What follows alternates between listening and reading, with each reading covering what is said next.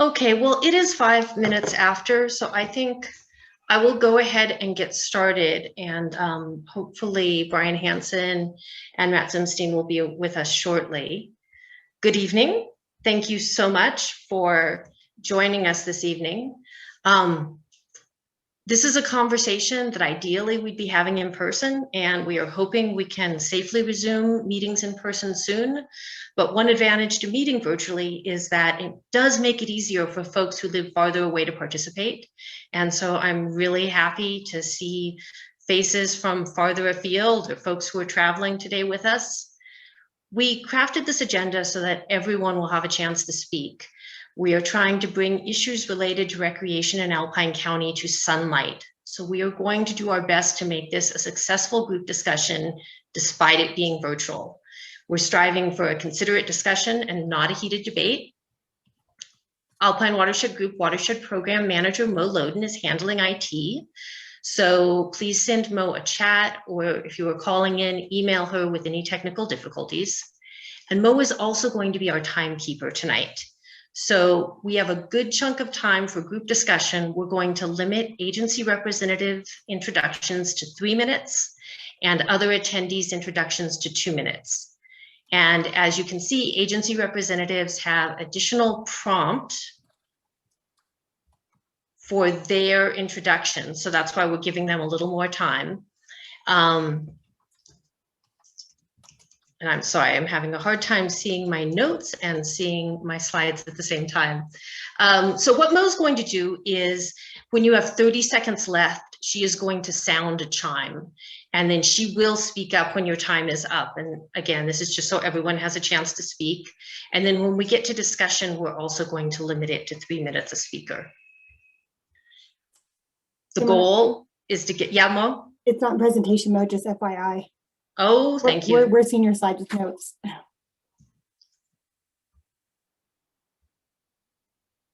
Let's try this again.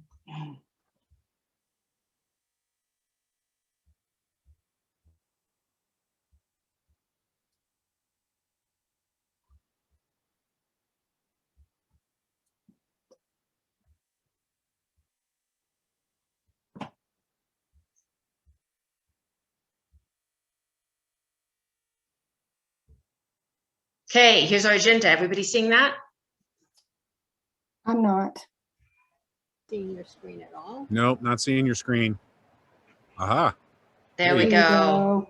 Okay. So where was I? Okay, a couple of things about Zoom. If you haven't renamed your screen, please rename it so we can see your name. If you want to say something, raise your hand. You should be able to do that through reactions. And if you have your Zoom window shrunk, you might need to click on more to be able to see reactions. We wanted to start off by all getting on the same page by very, very quickly summarizing what we learned at our March 9th meeting. And at that meeting, we had 2 presentations. We were focused on the West Fort Carson. So we heard from Recreation Officer Brian Hansen with the Carson Ranger District. And he talked about the U.S. Forest Service mission being multiple use, that they want to provide for different recreation experiences while protecting resources. And he conveyed that the Carson District recreation priorities were to ensure safety, to maintain and rehabilitate existing facilities, to conserve and manage resources, provide for sustainable recreation, develop new facilities, and integrate with economic security and growth. And he pointed out that the Carson Ranger District is very large and their staff has finite capacity and limited funding. It's also important to note that the Humboldt-Toyabe is Forest Service Region 4, and the rest of California is Forest Service Region 5. We then heard from Shelley Blair with California Department of Fish and Wildlife, and Shelley extolled the beauty that we have here in Alpine County, which attracts fishermen, hunters, campers, hikers, winter recreationists. And California Department of Fish and Wildlife has 2 wildlife areas in the West Fort Carson watershed. That's the Hope Valley and the Red Lake wildlife areas. Shelley talked a lot about management challenges with outdoor recreation These include illegal off-road vehicle activity, snowmobile activity, overflowing trash receptacles, garbage on trails, graffiti on interpretive signs, rocks and trees, illegal camping and fires, off-leash dogs in wildlife areas, and dog waste on trails and parking lots. And Shelley conveyed that we are seeing more and more outdoor recreationists, not just last year with COVID, but also because social media is making these beautiful places known to the world. So to frame our discussion tonight, we're expanding beyond just the West Fort Carson to talk about all 5 headwater areas in Alpine County. And we as a watershed group are unique in that we don't just steward a single watershed, we steward in alignment with the county boundaries. So we have the headwaters of the Carson, the Upper Truckee, the Stanislaus, the McCullough, and the South Fork American. And we as a watershed group are gravely concerned that the impacts from recreation can negatively impact water quality. But we also believe that recreation provides an opportunity for AWG to increase watershed awareness through outreach and education. And we also believe that these visitors can become volunteers and watershed stewards. So that is why we are here bringing this conversation up. And without further ado, I would like to go to introductions. And as part of introductions, we would like to start with our agency representatives, and we would like to ask them to give their name and affiliation, and then to talk about the area of greatest concern to them regarding Alpine County recreation and their top priorities for recreation infrastructure in each watershed in their jurisdiction. And Mo, am I seeing Region 4 yet? Oh yeah, there's Matt Zimstein and Brian Hansen together. So Matt and Brian, could you please start by introducing yourselves and talking about your concerns and your priorities? And you will need to unmute. Yeah, sure. Where do we start? I'm Matt Zumstein. I serve as a district ranger for the Carson Ranger District. And concerns and priorities. And I'm sorry, Brian Hansen's behind me here, kind of in the corner of the Zoom window. He's my recreation staff officer for the district. You know, I think ultimately, as land managers, our responsibilities are tied to clean air and clean water, and anything within a watershed that can be a detriment to that is ultimately a concern. What we have available to us in terms of how we can address and mitigate problems is, I think, why we're all at the table. And we're struggling with that. You know, I came into a situation September of 2019 where we had minimal staff. We have 4 positions, permanent positions in our org chart to service 8 counties across 400,000 acres. 3 of them are vacant. We've now staffed up all of those positions. So we're in a scenario where we're trying to, 3 of our staff are young guys that are trying to get their feet wet and understand the landscape. With that, we got shut down by a pandemic, which had numerous effects, not only on the ability to mentor and bring up to speed our staff, for me to be able to get to know my staff and to get to know our cooperators, but also it brought more visitation to the National Forest than we've ever witnessed in any of our careers. I've never seen this level of visitation. I've worked in Salt Lake, and you know, I think the pandemic shutting down vacations to Hawaii, shutting down kids sports, it had an effect, and it had an effect on the people coming to visit any piece of flat ground on a ranger district. So that's obviously of concern.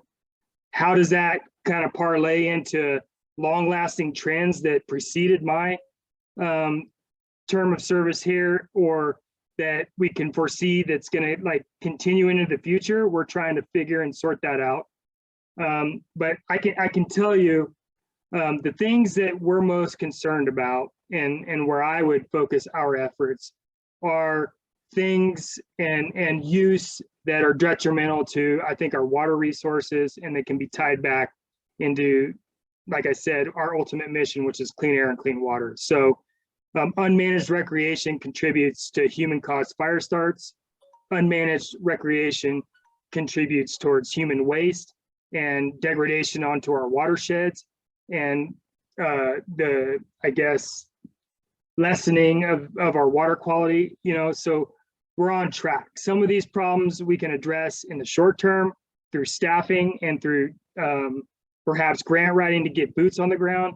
But some of these problems, which I think we'll get into in detail as this conversation kind of evolves tonight, will take a larger effort, because we're talking about change behavior and cultural, change cultural use of some of these areas, particularly the West Carson Hot Springs, which is most certainly on our radar as well. And so I think the concerns that you guys have brought to us and the concerns that the nonprofits in the area have brought for us are the same concerns that the guys who I'm sending out to do patrols and try and, educate people and disseminate conservation education. It's the same reports that I'm bringing back, but, in the short term, those are what we're trying to address. And the things going into this season, what we're looking at, it's still at the tail ends of the pandemic, are probably human health and safety related. So areas where, our CXT vault toilets aren't getting the job done, can we support them through COVID funding with, porta potties? Or can we get cleanup crews and contract that service so that people are actually willing to sit down and use our vault toilets, which sometimes can be packed with trash and overwhelmed, right? Can we build partnerships and collaboration with our nonprofits so that we have more presence out on the ground to help disseminate our rules and regulations without coming off of the appearance of always being cops? We want to change the narrative, and so that our visitors, I think, are sharing that sense of stewardship that we're trying to provide. So I think in a nutshell, your task was very broad. Maybe I'll just turn it over back to Mo or the facilitator, and we'll circle back on any questions or issues that you guys might have. But that's what we're looking towards. And Brian, did you have anything to add, or? Well, how can I follow that? But and actually, I feel as though Matt and I are aligned with a lot of the recreation enhancements and direction that we sort of want to go. So I completely agree with Matt. We've collaborated quite a bit on how we want to proceed with our rec shop and what areas need to be addressed. So yeah, he summed it up greatly. Okay, great. Thank you. Thank you both for being here. And I'm sorry, when I was talking, I don't know when you tuned on, and I don't know if you knew that Mo was going to hold you to 3 minutes, but we will certainly have many more questions for you after we finish introductions. Rick Hobson, will you please go next? Yeah, there we go. Am I off mute there? Is that better? Yeah, I think Matt really covered a lot of it really well. So, well, first of all, Rick Hobson, I'm the district ranger on the Amador district which is on the El Dorado. So we're on the west side, and we have parts of the South Fork American and the North Fork McCombie River watershed. So just across the watershed divide, Great Basin divide, is the Amador Ranger District down to the North Fork of the McCombie River. Then you get onto the Stanislaus. And Ray Lyon, by the way, the ranger there could not make it today, and I promised I'd try to help with any questions or bring messages back to Ray if you have stuff on the Stanislaus. But that's me, and I appreciate you guys breaking this up into watersheds. My background's in hydrology, so that's how I kind of see the world. And I think the only and actually Matt said it, but the one issue that as far as a big topic, I'm just afraid of every year, and starting this time of year, is this catastrophic wildfire. And unfortunately, the higher elevations aren't immune to that anymore. And it just seems to be burning higher and higher and earlier and longer. So as far as how I think about Alpine County on my district, I kind of think three main areas: the Caples, Carson Pass management area is in Alpine County. Very busy, very high use area, a lot of management. We have a partner there called NTIA, El Dorado National Forest Interpretive Association. They manage the Carson Pass Center. And then we have that the Blue Lakes area as well. PG&E has the reservoirs there, a lot of recreation. We have a pretty major 4-wheel drive, the Deer Valley Trail that comes through there from the Hermit Valley side. And then the Indian Valley area is another area. But we have a bunch of other little nooks and crannies, which are really cool in your county.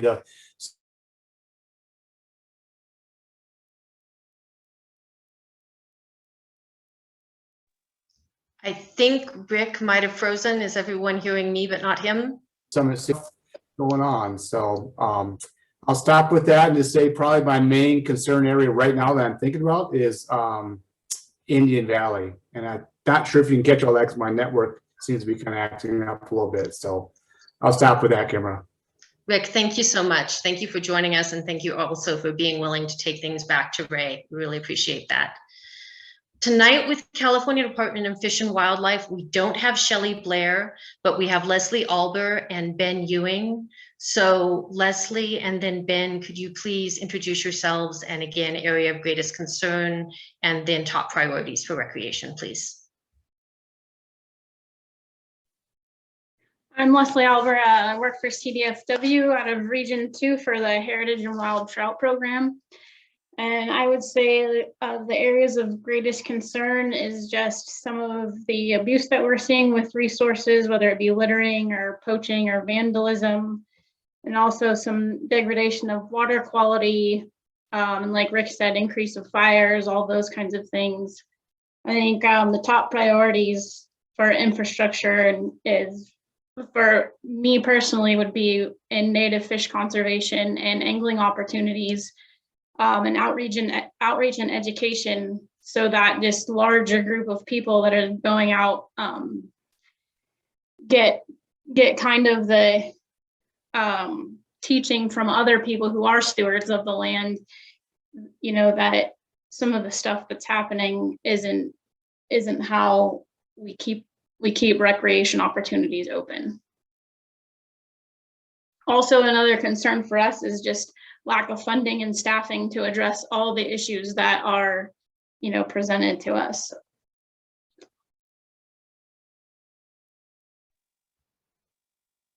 Thank you, Leslie. Ben?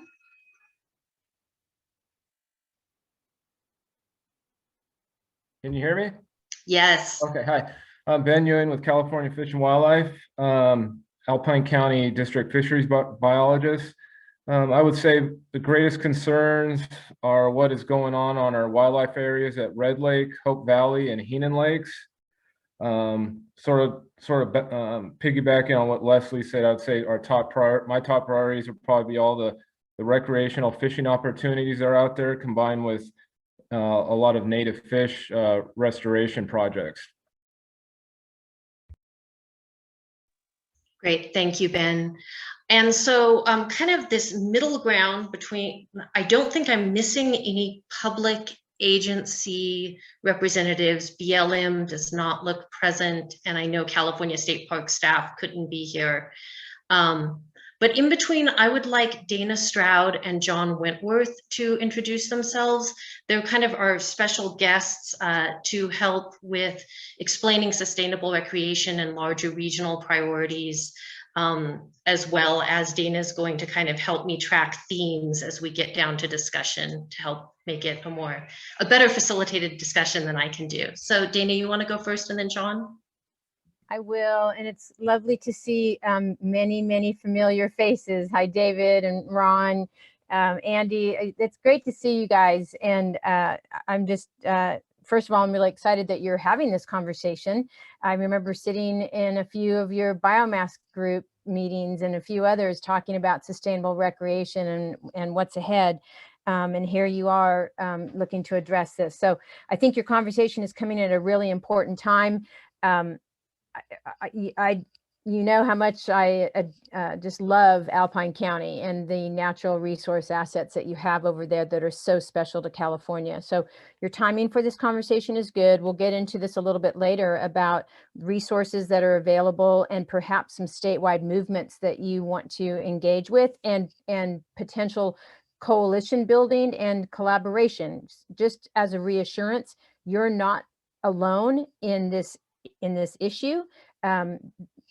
California as a whole is going through this, and there are a lot of smart people out there that are working collaboratively to come together with building some resources for people to tap into. So I'm just excited to be here, happy to see familiar faces, and looking forward to a very dynamic and substantive conversation, setting the stage for some future next steps. Thanks. Thank you, Dana.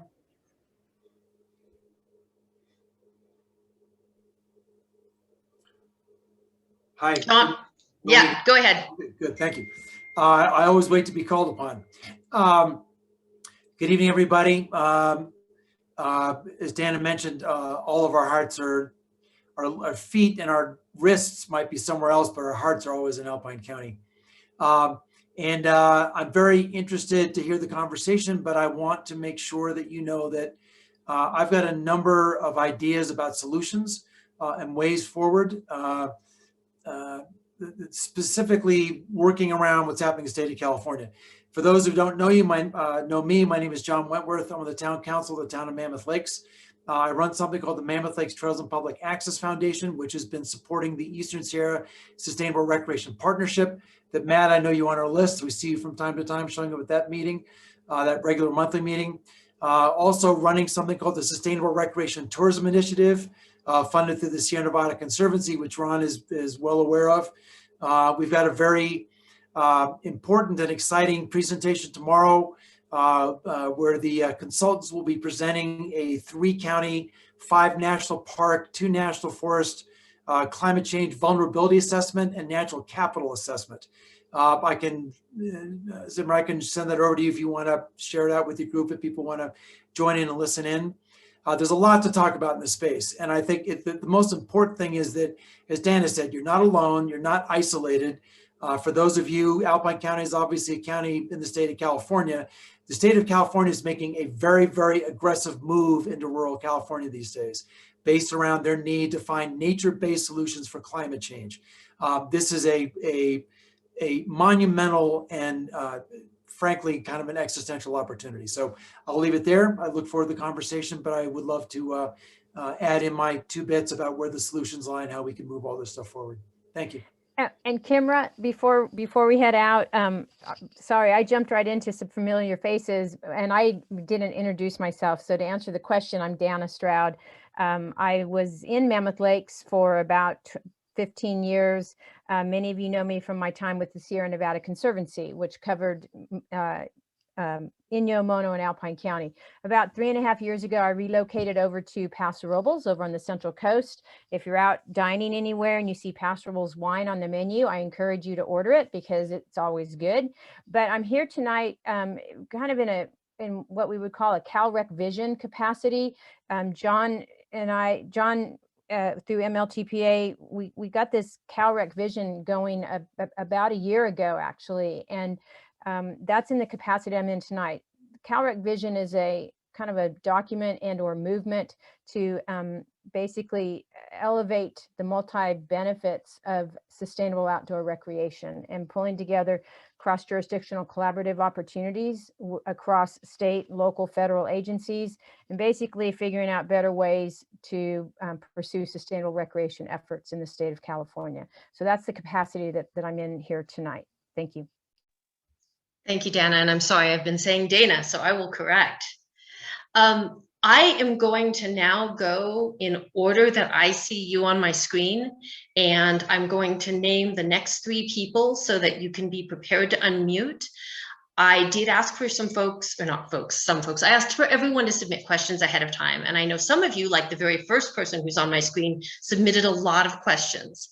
So I wanted to remind you in this introduction, if you can say your name, your affiliation, and then your watershed related area of greatest concern. So just one, and we'll try to get through all of the questions, start the conversation, and then we will get to the other questions that are on my list. And I did send all of the questions I got in advance to all of our agency representatives, so they would have a little time to prepare answers.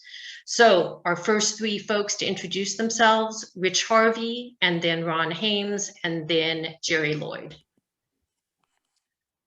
Good evening. Thanks for for everybody being here, and it's going to be a great discussion. I am the chairman of the Alpine Watershed Group Board of Directors, and I have lived in Alpine County for many years. And when I first moved here, it was a quieter place, and lately we're seeing it's being, quote, discovered. I thought I discovered it, but everybody else seems to be into discovering it now, and we're seeing the effects of that. And I'm concerned that the multiple agencies that are involved in Alpine County, Fish and Wildlife, BLM, U.S. Forest Service, that we need to have a coordinated effort to come up with an agreement on certain policies and procedures for visitors that are uniform. For example, in Hope Valley, there is a patchwork of land ownership, land management, and it was my understanding in our first meeting that there's not a lot of communication going on between these agencies. So nobody knows when they're hiking out there where they are. They don't know if they're on BLM or Forest Service or Watershed or Fish and Wildlife land. And so I would like to see a sort of a meeting or a consensus among these agencies as to what the priorities are. And I'm glad to see that they're all represented here, except for BLM. And so that would be my main concern, is that we don't have and should have a coordinated plan, a management plan for all of these public lands in Alpine County.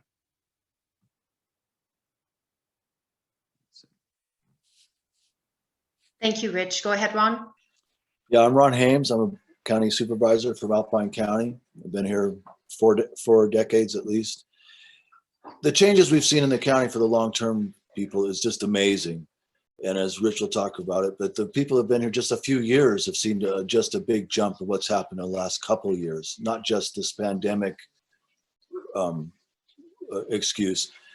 But what we had is a lot of people that came because this is a beautiful place, and whether we got discovered by social media, word of mouth, or even the outreach from the Chamber of Commerce, we've been discovered a long time. How many people is too many? That tends to be one of the new questions that we've never had to face before. If they're all here at the same day, well, it's too many. Maybe we could spread it out some way, maybe we can't, but that's something we need to think about and work to. And I want to thank the agencies, especially the Forest Service. It's good to see Rick again. And Matt, we saw in the morning, the same time I saw David Griffith. We have a long day today, first thing in the morning and then evening. And I hope this goes on for days and days with this discussion, because we never seem to get to the bottom of the discussion. And when Matt's new to the area, you know, it's not the West Fort Carson, it's the East Fort Carson where the hot springs are, but it's an easy mistake for people in our county and the people that are new to here. And you need to work on how do we tell people what is the important spots to go to, what's the spots that we kind of overflow, and how do we move them along. But ultimately, none of this works good for recreation if we burn up. So I'm going to leave it at that point. Thank you, Ron. Jerry, and I'm not sure if it's Jerry and Linda or just Jerry.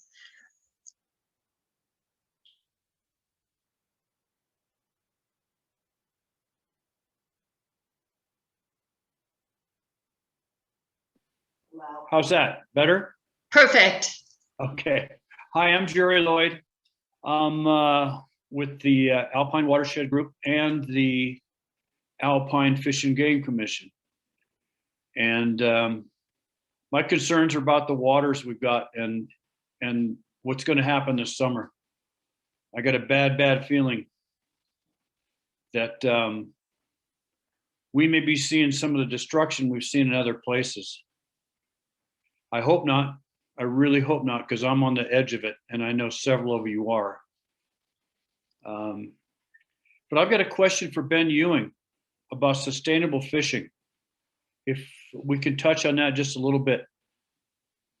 Ben, are you there? He is here. What's your question, Jerry? Yeah, I'm here. About sustainable fishing. How can we make it better? Well, the regs would have to change. So currently they're not designed for sustainable fishing. So, you know, I'm not going to be able to, I got field work tomorrow, so I was going to be able to try to jump on the meeting tomorrow morning because I think this is a very long discussion. But the bottom line is, you know, we have fishing regulations designed to support different, you know, types of fishing, and a catch and release fishery would not be very feasible with the current regulation. So I guess the bottom line is, you know, regulation change, and that's what I've been suggesting to people that have had questions about changing the regs for Alpine County is that there would have to be regulation changes to protect a sustainable catch and release only fisheries. I agree. Okay, But go ahead. making that happen might be two different things. So I'm going to continue with introductions, and I think we will be talking more about sustainable fishery this evening, because I know that's a question that's been raised. The next three people I see are David Griffith, and then Josh Kennedy, and then Beverly Griffith Williams. David? Thank you, Gamera, and thanks for putting this on. I'm a supervisor for Alpine County, and I'm also involved very much with the Alpine Biomass Collaborative. Our concerns are uniting partners to improve forest and watershed health, and those two go together, and also local economic development. Part of my role with the county, I've been working with John Wentworth on the Eastern Sierra Sustainable Recreation Partnership, and it's interesting. If you go to Mono and Inyo counties, they have far worse problems with too many tourists and poorly behaved tourists than we do. So we don't really want to go there. But at the same time, our economy depends on tourism, and sustainable recreation is or can be a much bigger part of it. And I first started to learn about this when Dana Stroud came to the ABC and gave this incredible presentation where I learned that it's a bigger industry than the auto industry. So I think there's hope for us. But yes, people need to behave. They need to know how to behave. And the land managers need an adequate budget to control the situation, maintain their facilities, et cetera. And that's one of the big problems that not only we have here in Alpine County, but it's a national problem. That's all I have. Thank you. Hi, I'm Josh Kennedy. I work for Wildscape Engineering out of Southlake. I'm new to the West Coast, so I don't have a pressing concern. Just here to learn about surrounding watersheds and try to soak up as much information as I can. Thank you, Josh. Beverly?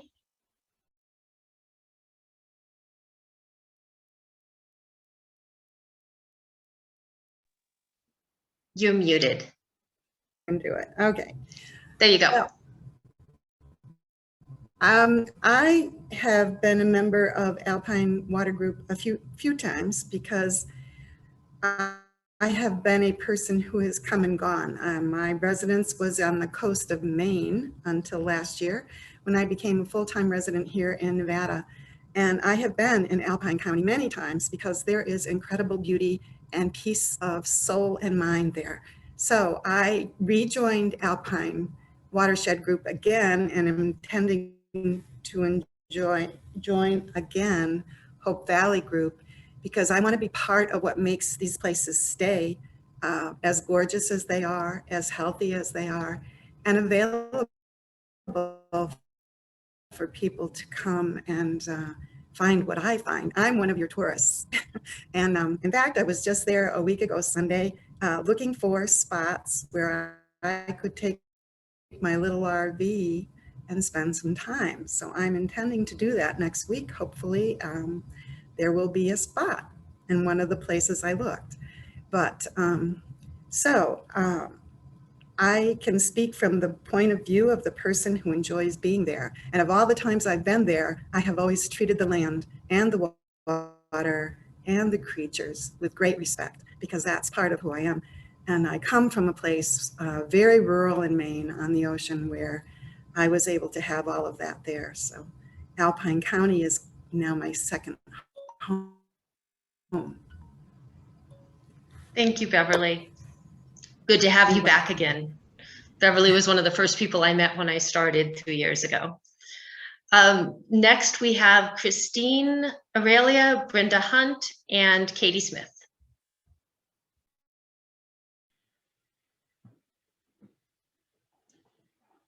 Good evening, everyone. I think I am up. Is that correct? Okay, just double checking. So thank you, Kimmer, for doing such a great job on the slides and putting together such a wonderful presentation and getting everyone together tonight. Yeah, I'm one of those people, all of Alpine County and our watersheds are special to me. That's part of the reason why I'm on the board of the Alpine Watershed Group. Another reason why I'm on the board is I saw the same issues I think that Rich Harvey spoke to, the need for coordinated management and just kind of the disparate, there's all these different agencies and different, we have Region 5 and Region 4, and how do you figure out how to get everyone to work together? And it's a repeat theme that there's a lack of resources, a lack of funding, a lack of staff. How do we create incentives for both the agencies? You know, working with nonprofits is more work. At the same time, it can also bring together funding. So how can we all work together to create kind of that added capacity that's needed to make something that really puts together success for all of us? I mean, we're here, we want to make the agencies look good. We want to, how can we help you and help our county help itself? I think is kind of really a theme that I want to make sure that resonates. We're not here just to make more work for agencies. It's like, how can we all work together to add capacity to each other and make this be a better place that cares for our watersheds? I guess one thing that I really want to flag is, you know, we are the Alpine Watershed Group. We're not the Alpine Recreation Group. And so how do we make sure that we're tying everything back to watersheds? And so it's taking the capacity of the Alpine Trails Association. It's taking the capacity of the Alpine Biomass Committee and all these other entities in the county to come together to garner each other's resources. The work that Dana Stroud is doing and John Wentworth, how do we make sure that we're tying all those pieces together? You know, it's all about follow through. We have a lot of work to do on that, but I'm optimistic that if we just keep plugging away, we're going to figure this out, guys. So I'm done, but thank you for the opportunity to share a couple thoughts on that. Thank you, Christine. Brenda? Hi, my name is Brenda Hunt. I'm the Watershed Program Manager with the Carson Water Sub-Conservancy District. We're a group, it's a bi-state agency that just basically deals with the Carson River watershed and integrated watershed management. We work with the Alpine Watershed Group is one of our main partners up in Alpine County, and we work with them extensively, as well as the county itself. We are here to, I think I'd like to echo Kimra's statements. CWSD really is concerned about the water quality. That's probably our #1 concern. And, you know, all of the impacts that, you know, come with recreation to that, especially right now, as we've been seeing with dispersed camping and, you know, waste management, human and trash, as well as looking at OHV use on the East Fork by the hot springs, that type of thing. Those are concerns that we've had, I guess, coming forward. And we're very involved in the vision process because we have a stewardship plan, an adaptive stewardship plan that meets the 9 elements for the 319 program. And it's only right now, it has not been approved on the Alpine County side by the EPA. It's only been approved on the Nevada side. So that's why that vision is very important to us. And so we've been trying to partner and work through those issues. So this is just one of the the categories in an integrated watershed management process. So we're really excited to be here and really looking forward. I'm already excited to meet some of these newer people that I haven't met before, and you know, work on to collaborate on getting things done. Yeah. Thank you, Brenda. Mm-hmm. And I'm Katie Smith. I also work with CWSD. Brenda's my boss. I am the Watershed Program Technician and their current AmeriCorps member. So I'm pretty new to the area. But yeah, so I really have nothing to add to what Brenda said. She summed it up really nicely. That integrated watershed management is just, you know, takes everything that has been said in this is a part of it. And I'll just say that just that increasing that accessibility of information to all the new visitors and residents of the county is something that's important to me personally. Yeah, so that's all I have to say. Great, thank you, Katie. The next three I see are Debbie Waldeer, Andy Lovell, and Bill Johnson.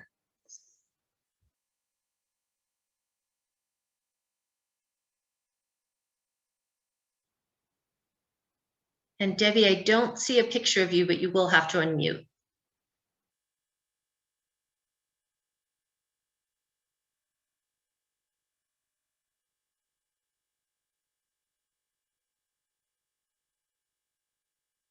Mo, can you manually unmute Debbie?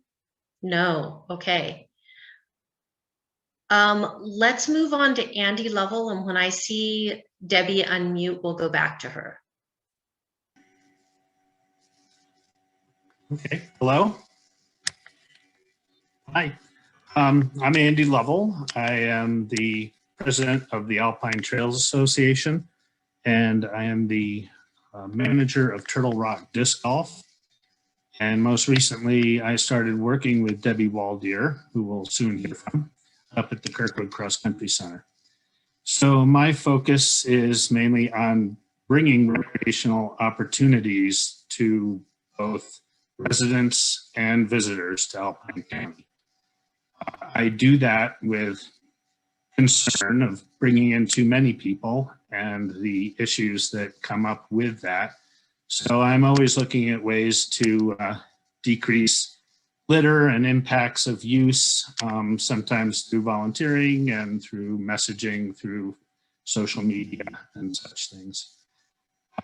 I would really just like to hear how the different agencies are planning on both providing funding for new facilities and new opportunities for recreation, and how as someone who runs nonprofits that enjoys recreation and wants to promote it, how we can work together to do that and still keep our county clean and pristine. Thank you. Thank you, Andy. Bill, it is great to see that you have made it onto Zoom. Would you like to introduce yourself? But you have to unmute. Okay. All right. Is that working? Okay. Yes. I'm new to this. Will help me. I'm Bill Johnson. I've worked with AWG in the past on the technical committee that is head of the Watershed Restoration Committee and as board of directors. I'm a wildland hydrologist. I've worked for the past 40 years in Colorado and California doing stream, wetland, and pond restoration. 10 years at Lake Tahoe doing that, heading up the Burton Santini program back in the 70s and 80s before we had BMP handbooks. But I've moved back up to Lake Tahoe to be close to my kids, and all of a sudden I have an oxygen problem now. So I guess that's what happens when you get old. But it's good to be back with you guys. Thank you, Bill. Do you have any specific watershed related area of concern pertaining to recreation that you'd like to share or ask about? Well, several of the projects that we've worked on was trying to, to integrate fishing, fish stocking truck, and being able to get it to the stream. with our watershed restoration projects. And we've done a couple of those on the East Fork of the Carson River. And yeah, I'm real pleased the direction that you've headed on the, in the fish and wildlife lands. But I'm more of a on the technical end, and it's been a couple of years because of health problems since I've actually been able to get out and look at your project. So I'm looking forward to that this summer. And then I will definitely let you know any concerns that I have, and I'll be working with Mo on that. Thank you, Bill. We're looking forward to seeing you out here again. All right, thank you so much. Okay, I'm looking for the next three who haven't gone. I see Bill Summer. I see everyone at the Schwartz household, Mark, Pat, and January Riddle. And then I see Cindy Wise. So that's our order.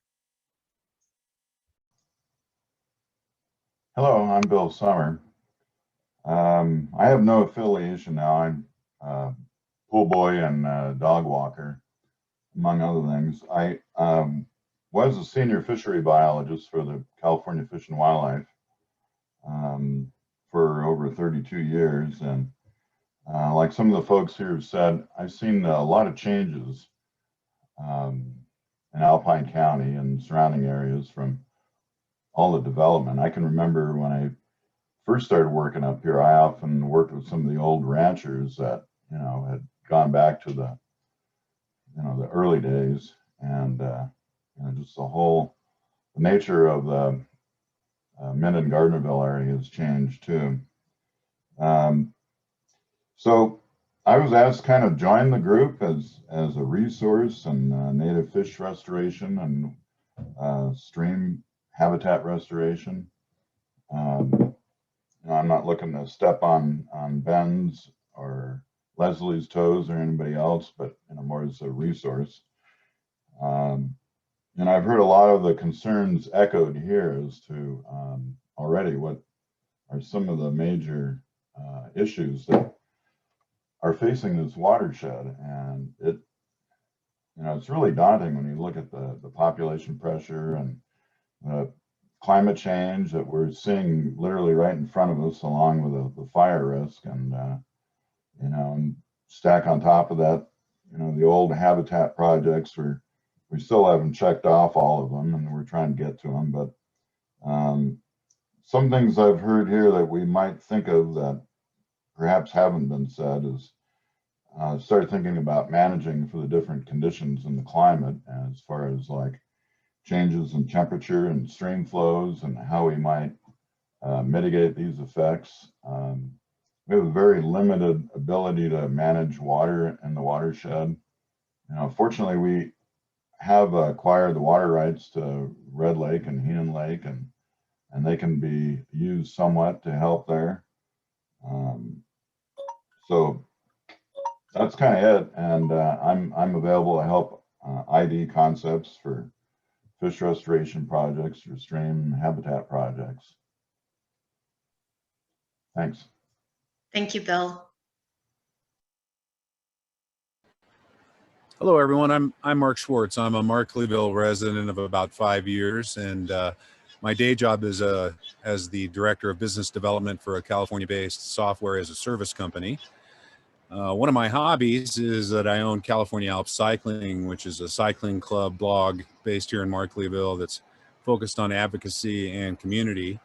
My friend and I, Mary Rawson, co-founded the Markleyville Enhancement Club, which is a nonprofit focused on doing good works here in Markleyville. Many of you were out there Saturday helping us clean up town and do some litter pickup. Thank you. I'm involved in several different things. I'm privileged to serve on the Alpine County Chamber of Commerce Board, as well as the Alpine Trails Association. Andy's my boss. Hey, Andy. And the Markleyville Water Company Board. It's really cool as a San Jose guy, born and raised, to be able to come into this community and be involved on so many levels with so many cool people like you. My first concern is fire, and a close second is water supply. And then priority as you all might imagine, is to make sure that bike riding and riders are represented and educated, especially educated on best practices. Thanks for allowing me to introduce myself. Nice to see you all. Over to you, Mom. Okay, hi everybody. I'm January Riddle. I'm a Alpine County Supervisor, and I'm going to echo what my son Mark and a lot of other people have already said. But my first concern is about wildfire, and my other ideas and concerns are about promoting and protecting what we have here in Alpine County, and how are we going to do both things. We want people to come here and enjoy and be a part, and but we also want to protect what we have. And I think part of that comes from educating the people who come here, many for the first time. They've never been camping. They don't know about fires and where they should be, and they don't know about where they should, you know, if there are facilities that they can use to poop and pee. So we need to kind of work on that and educate some of these people who really want to come here, and I think they want to do the right thing, but they don't necessarily know. So I'm part of promoting and protecting at the same time, which sometimes seems like a task that might be Sisyphean, but we're working on that. And I'm really happy to be here. Thank you.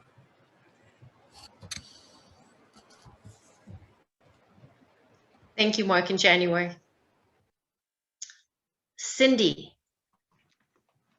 Hi, I am Cindy Wise, and I'm on staff with the Lahontan Water Quality Control Board. Not for that much longer. At the end of this month, I will be retiring after over 34 years with Lahontan, so exciting times ahead. But I would say for my big concern would be the increasing recreation and other impacts on the water quality and water resources in the county. I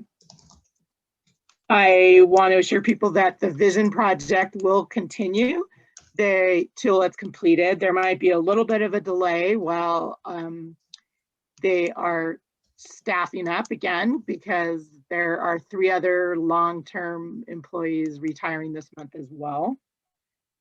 And I've also really done my best to make sure that our executives, who are both new to our board, are aware of all these increasing recreational impacts that are going on in the Carson River watershed and elsewhere. Because as we've talked about earlier tonight, it is not just it's all over the state, and there's a lot of recreation, increasing recreation impacts going on throughout the Lahontan region. So, thank you. Thank you, Cindy. We sure are going to miss you. I believe the last 2 people I am seeing are Trevor Seck and then Matt Millar. So Trevor, go ahead.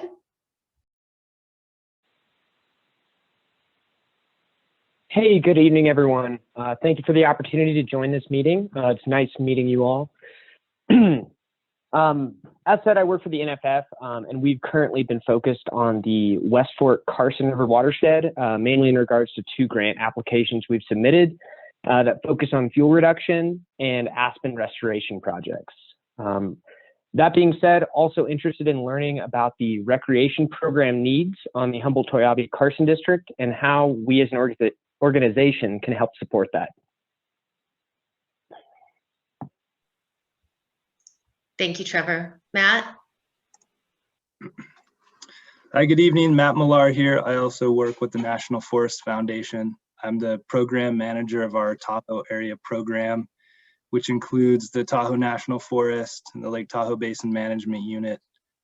And most recently, we have an agreement set up with the Humboldt-Toiyabe to help with their forest health and recreation needs in their Sierra zone. I haven't ever lived in Alpine County, but I grew up just over the hill off of Highway 88 in Amador County and spent a lot of time around the area. My background is in wildland fire. I worked in fire for about 15 years and have kind of moved over to the nonprofit world to help with some of that fire prevention work and sustainable recreation work. So really excited to be doing that close to a place where I grew up. It's really special to me. I think my highest priorities or areas of interest or concern in the watershed generally overlap with where there's a good opportunity for fuels reduction and just the risk of fire in general. And then also recreation. One thing that comes to mind is just the amount of use from Highway 88 pull-out areas like around Carson Pass and use up to Round Top and those areas. Really special, but just really beat up trails. I think there's a lot of effort we can do to try and support some of that needed rec work there. So, but yeah, looking forward to working on in the Sierra Zone and Alpine County and the HT in general. So, thank you. Thank you, Matt. So now's the big part of the job where this tries to become a conversation, and I have a couple of thoughts, and I'm hoping that Christina and Dana will help me out here. One is the levels of conversation. We've got, the short term, the midterm, and the long term things that need to be done. And I know a lot of our community members are very concerned about the very short term, this summer, the trash, the graffiti, the wildfire. And I know that Dana and John, you have kind of larger and regional ways that we can move forward, but can you provide any advice on how immediately we can start addressing people's concerns and get something done while we wait for funding and master planning? Yeah, there's an effort in Mono County that's being led on dispersed camping for the summer. And if Kimber, there's anybody who would like to join on that, I can get you in touch with that group. This is a raise the barn effort that's happening in Mono County that's spreading out through the Eastern Sierra. But that is a group we're not waiting for funding. We're not, all the agency folks at the table, but we're identifying the challenges and the issues and leveraging whatever resources people have to get messaging out, get a way for the visiting public to understand what dispersed camping is, how to do it right, and how not to, please don't burn us down while you're camping in your dispersed environment. So I can share some links, some contacts that might be helpful. And Brian and Matt, have you been part of that conversation or those efforts? No, I have not, but I'd be interested in becoming more educated in that. That would be great. And maybe a contact associated with that, John. Yeah, I'll put 2 email addresses in the chat. One is for Paul McFarland, who lives in Lee Vining, who's kind of leading up. He used to be the head of Friends of the Inyo many years ago. And also Supervisor Bob Gardner from Mono County. You can just send guys some emails, get you on a list. And then there's going to be a big public town meeting or public community meeting on May 25th. And when I get the information for that, I can share that tomorrow with you. You can share it with this group. It would be a good thing to just see what just local residents working with their agency partners have been able to pull off, what we'll be able to do for the summer. So I'll put those email addresses in the chat. Much appreciated, John. Thank you, John. Thanks. Kimra, I'll just add a couple things. I just put a link into the chat room also. This is a resource that has already been developed, and it is a message that can be easily integrated into existing messaging. Forest Service has been using it. The Park Service has integrated it. It's Recreate Responsibly. And I am presuming that you're already using it or you've already integrated into it. If you haven't, NGOs can access it. Government entities can access it. The Chamber of Commerce can access it.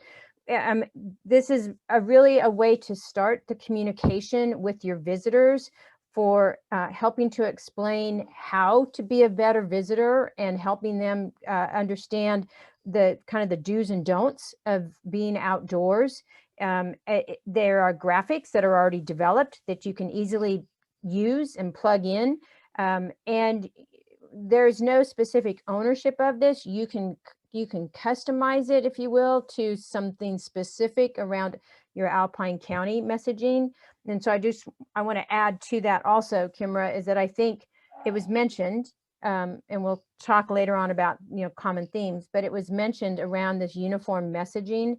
I think you could easily start with integrating Recreate Responsibly into this outreach and post it.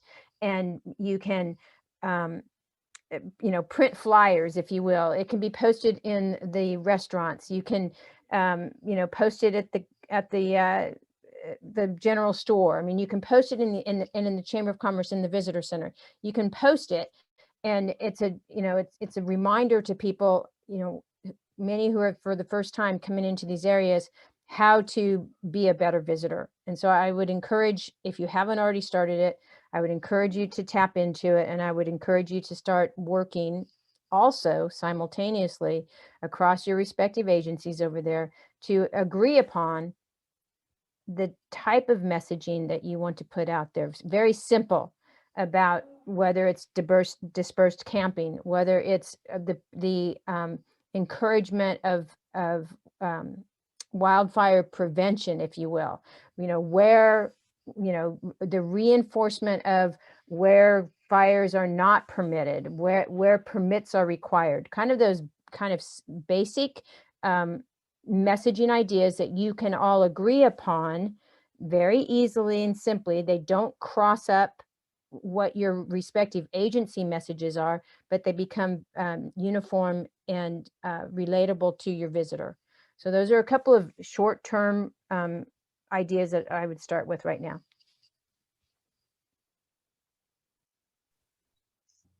Thank you, Dana. Yes, Brenda.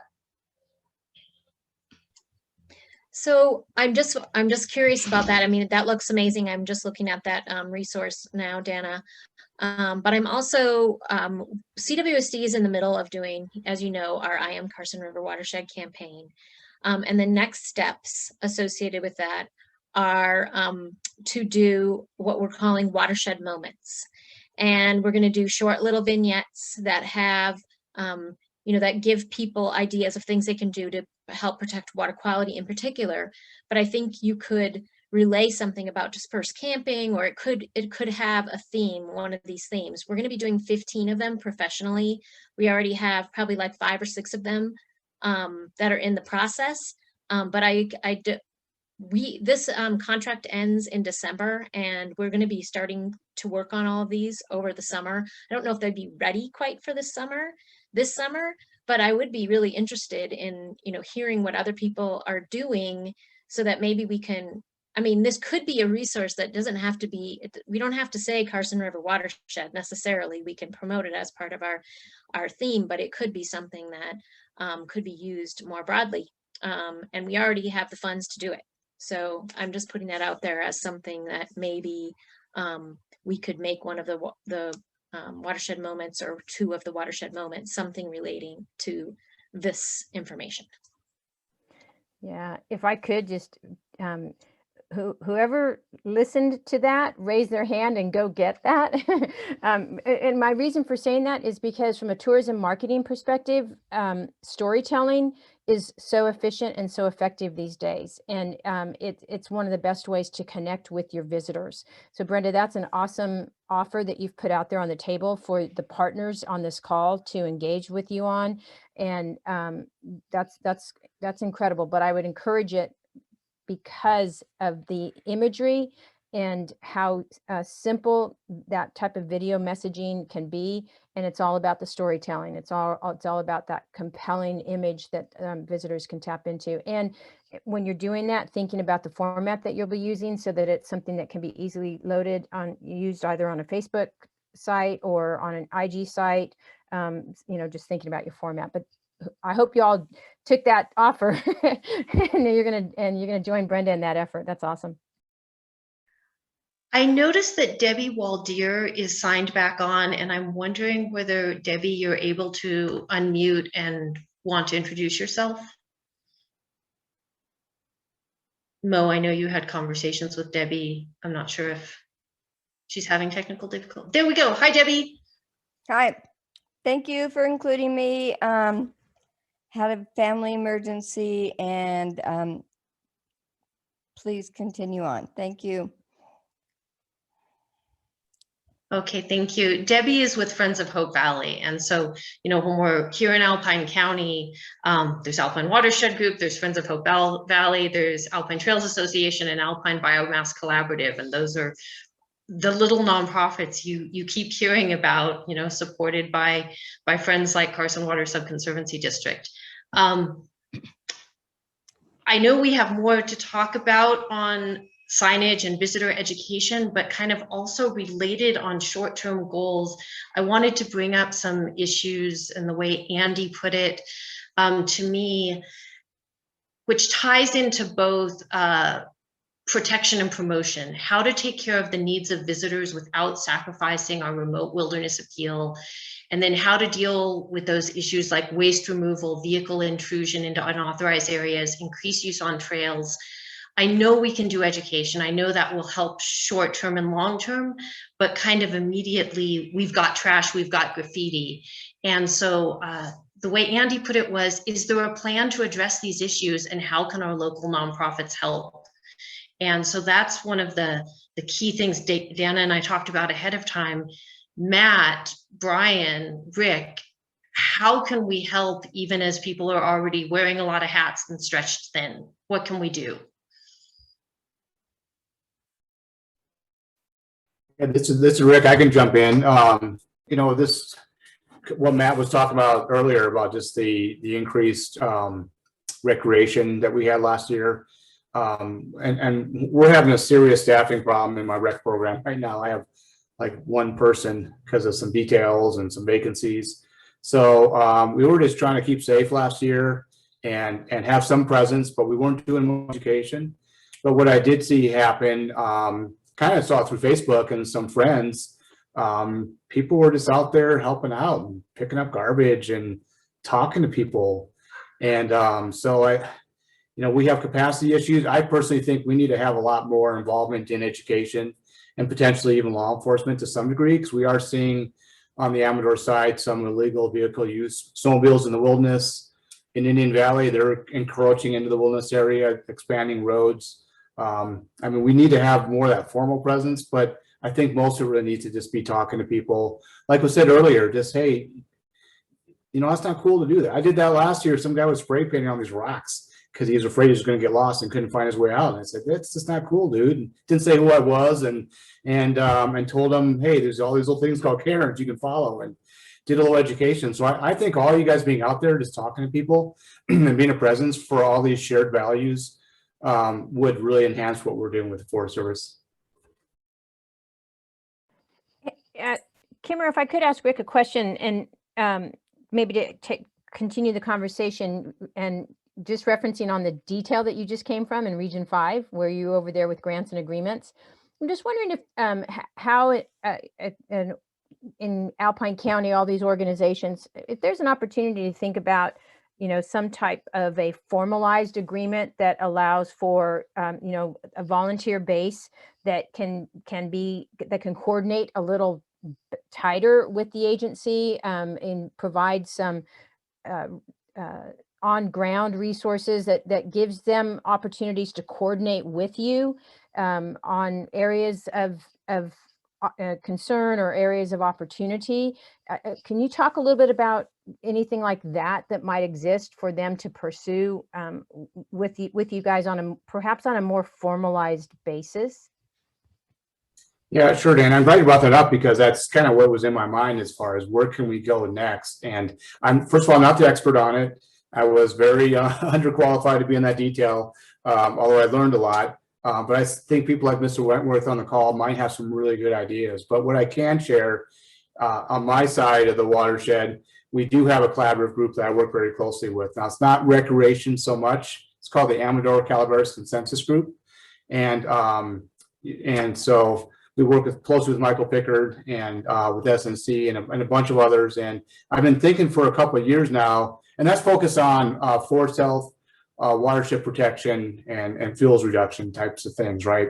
Much less on the recreation. But my thought is that if I could see the power of that collaborative group, where the Forest Service is not marginal, but just another member of the team, and really the success we're seeing, say more recently, is working with another partner these partners are getting money separately from us and doing work on our behalf. So if you drive up Highway 88 and you see some of the hand crews, that's a group called CHIPS.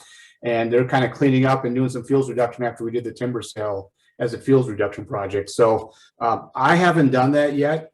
And I don't know what capacity we have right at the moment, but I would be really interested in building towards that. And then I can't close this part of the conversation without saying the Great American Outdoors Act, which was brought up in one of the questions, as over this fiscal year and 4 more as a pretty major funding opportunity that the Trump administration gave us, a huge gift, in my opinion, that should be taken advantage of sooner rather than later. And maybe that will drive some coming together to make some recommendations to the Forest Service for some projects. So just a thought. Thanks for the question. Great question. Brian and Matt, do you have anything kind of to add on to as far as West Slope and your district? And I do, and I mimic a lot of what Rick does, did identify, but you know, outside of the education component that you did mention earlier, you know, and in Alpine County, we already work with a lot of groups and volunteers. But Matt Zumstein had already identified that we have extremely short staff. And that's not an excuse, which is why I'm trying to get creative. And I want to take sort of that shared stewardship aspect and see who else we can involve to help manage for these lands. And, you know, prior to COVID, on, you know, very busy parts of the district, I wanted to start a program very similar to what the Lake Tahoe Basin has already identified and will be implementing this year, is like the Trailhead Ambassador Program and or trail volunteers or something along those lines. It doesn't necessarily have to be associated with the trail, but at the same time could be a group. It could be, yeah, just sort of our larger management concerns or areas that we have for concern for, and just try and work with those other entities to help us manage for those areas. And I feel as though we can make a lot of progress.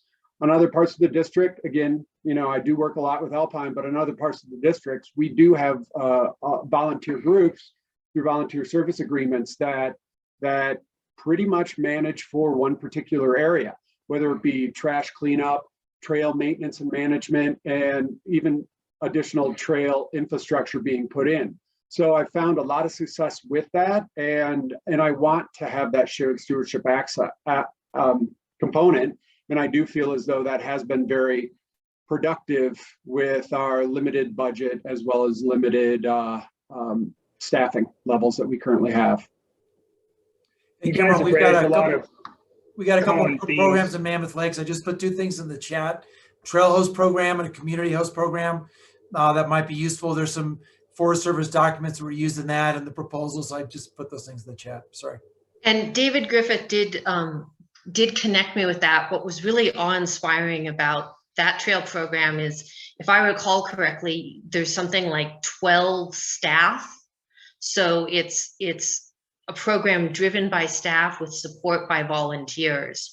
And I didn't mean to cut you off, Matt, but Andy, I'd love to hear you kind of weigh in on this, because I think one of the challenges here in Alpine County is we have so few people and so many, they're wearing so many hats that I'm just not sure how much we can accomplish on a volunteer basis. You know, getting to something where you're having the funding to have the paid staff just feels much more tenable and even safe.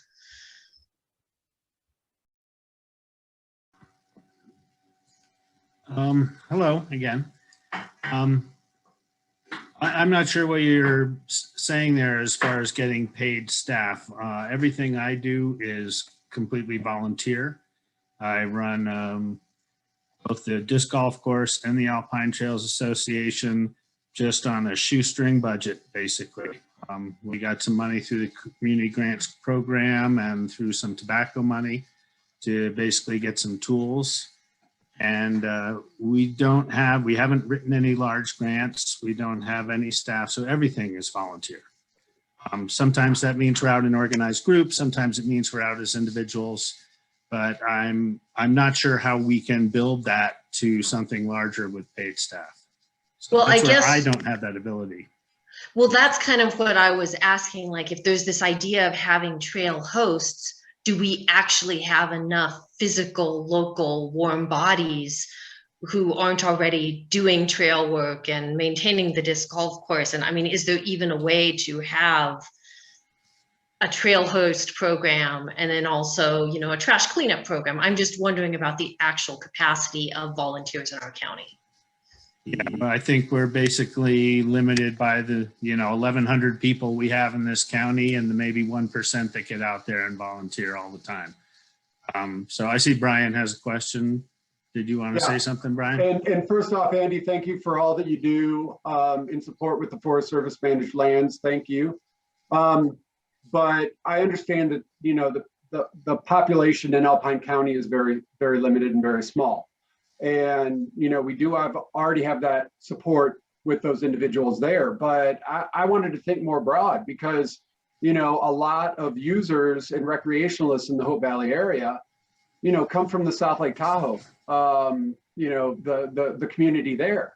So doing more of a broader outreach than more than just Alpine County and try and get those individuals that they just have to hop over the hill and maybe to go that route as well, in addition to all the support Alpine is already providing to us.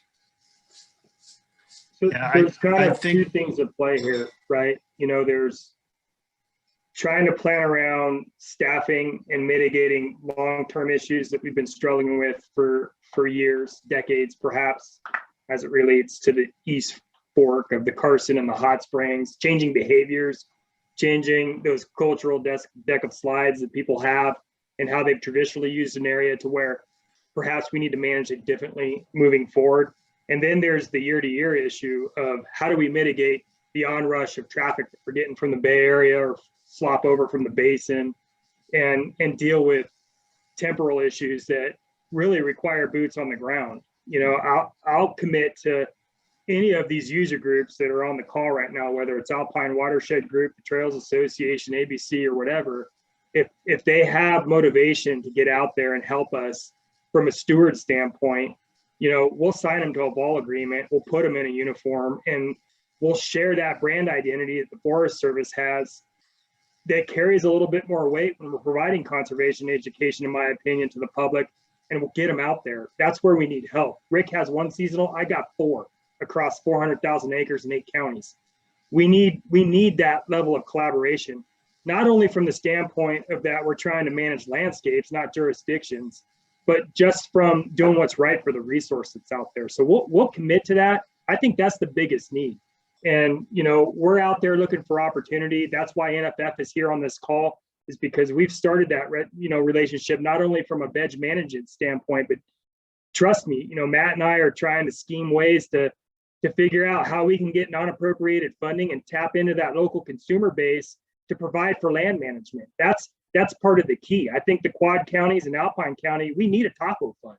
We need to find a way to where that person who's out there buying the $3,000 mountain bike or the $200 Gregory backpack to go backpacking, or all the the angling rigging, how can we tap into that consumer base that helps steward our lands?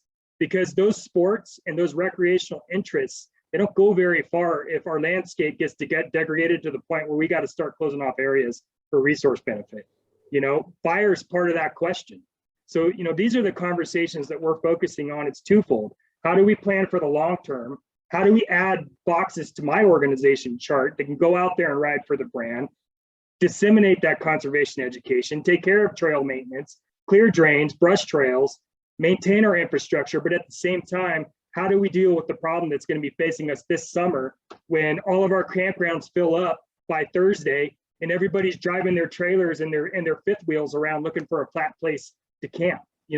Your guys' concerns that you bring to this table are the same concerns that we spend hours in our staff meetings deliberating how we're going to address. And it comes down to short term, we need boots on the ground. And I don't care if they're Forest Service personnel, I don't care if they're members of the Alpine Watershed Group, if they're members of ABC, whatever. We need to band together, have some common talking points, and get out there and talk to our recreating public. I guess that's kind of our short-term focus. And I really see opportunity for you guys to be able to pitch in, even though we're a small county. That's what we're doing in Washoe County. adjacent to Reno. We're getting ran over in Peavine and Verdi areas, just like, and they're coming to us with the same exact concerns. And we're leaning on, RAD, we're leaning on Biggest Little Trail Stewards, we're leaning on Muscle Powered. We're trying to get the state to come to the table to help us, because our appropriated funding, it's just not working out in the short term. And I guess I'm in a place where, I'm absolutely tired of hearing the same excuses. We need to band together and figure out a solution, because again, we need to tie this back to clean air and clean water, and actually getting out there and starting to mitigate some of these impacts. And, so we share your level of frustration, and, any support that you can bring, we're at the table and we're willing to put it onto the ground. And if it doesn't work out on the first iteration, whatever, we'll refine it and we'll go back to the board and we'll figure out how to make it work. But it's a shared problem, and we're here, we're invested in this community, and that, I guess those are my thoughts. We need boots out there and we need presence. Last year that was difficult, because at the same time we were trying to mitigate these impacts, I'm trying to keep my staff from getting COVID. You guys, your sheriff department, everybody was in that same scenario. Now with people getting vaccinated, with the situation, hopefully, seeing light at the end of the tunnel, hopefully we're in a different situation. But, we share the same concerns. And I also agree, that fire coming over the hill, that's terrifies me. And we don't have a lot of defensible space around the valleys in Alpine County. We burned more acres on our ranger district last year than ever in recorded history. We were able to manage it efficiently and effectively. How much of that was up in the hands of the gods as it relates to weather, and versus our efficiency as a firefighting and fire suppression organization? I'm not going to debate that topic. But you get a wind-driven event that's blowing flame lengths and spotting fire 2-3 miles out in front of the flame head. That's something that I think is occupying all of our minds. And how do we deal with it? And how do we make sure that that's not a result of a human caused fire, right? That takes enforcement, that takes people out on the ground. And that's currently what we're lacking. So how do we put that in place, and how do we get it onto the ground? That's kind of where we're focused. So there's two efforts kind of really going on, like long term, and what do we do this summer? And we're at the table and we're all ears, and like I said, we're ready to commit. We've got 3 hands raised. David, yours was up first. Thank you, Kimmer. Going back to the point you raised about volunteers, Andy spoke well of the Alpine Trails Association, the disc golf course. It works because they're a small group and they're dedicated to one thing.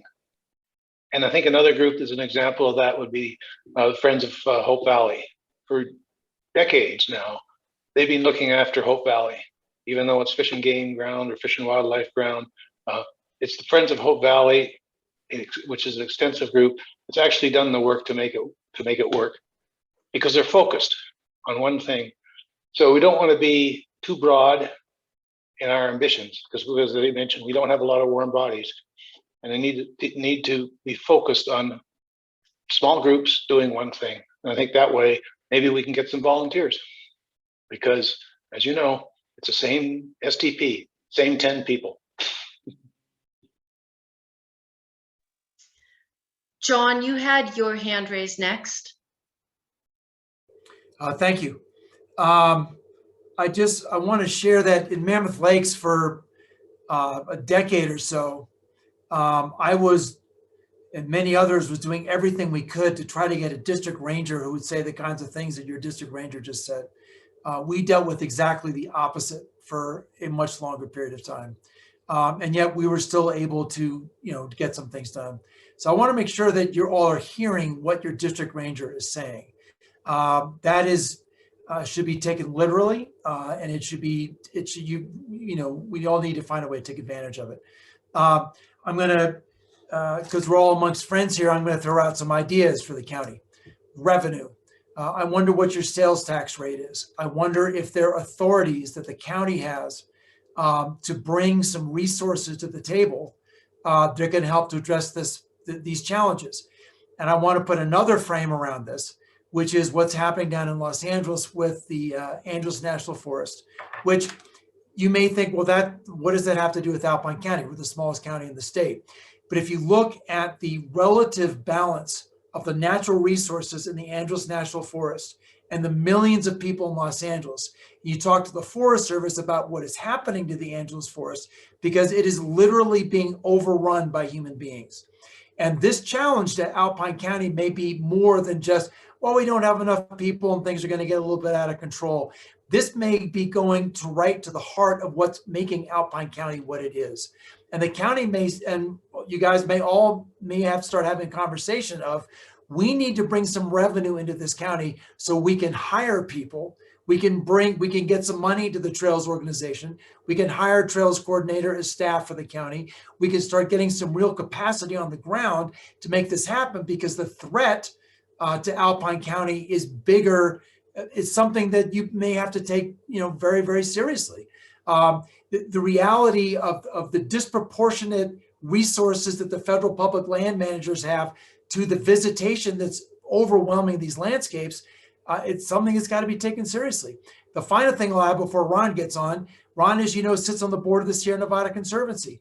All this work that we're doing down here, with you guys, but down here in Inyo Mono County, was funded by a grant from the Sierra Nevada Conservancy that aligns directly with their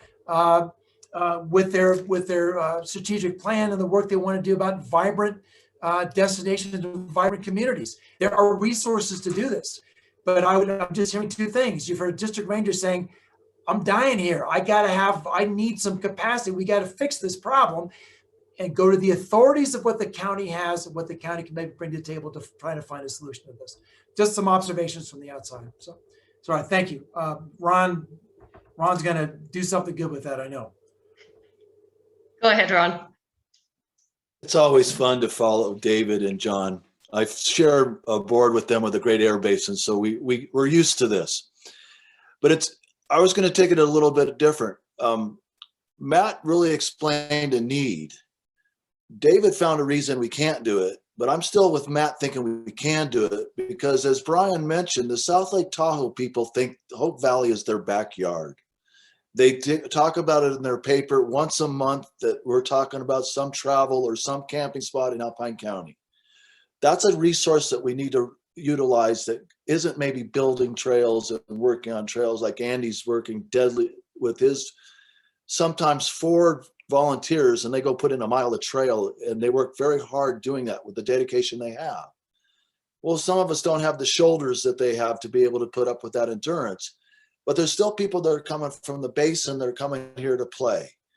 Utilize those people. A lot of those people want to stand out in their communities that they're a trail steward somewhere else other than Lake Tahoe as well. And then another resource is Gardnerville. Gardnerville is one of the largest groups of people that come into our county from the east side for the lower end of the elevation level anyway. And those people are dedicated as well. They're trying to get away from the heat of the valley for the summer. They want to be up in these areas. So they're a great resource. And lastly, to tie this in with Rick, you got the people up at Carson Pass to be volunteers for decades now. And they do a great job, sometimes a little obnoxious if you're walking up that trail, like they're going to educate you, even though you've been on the trail longer than they ever have. Or it was even my ranch that we used to part of my ranch caretaking spot. But again, they're there trying to protect the resource. It's what we need. And I've been proposing this since I got as a supervisor.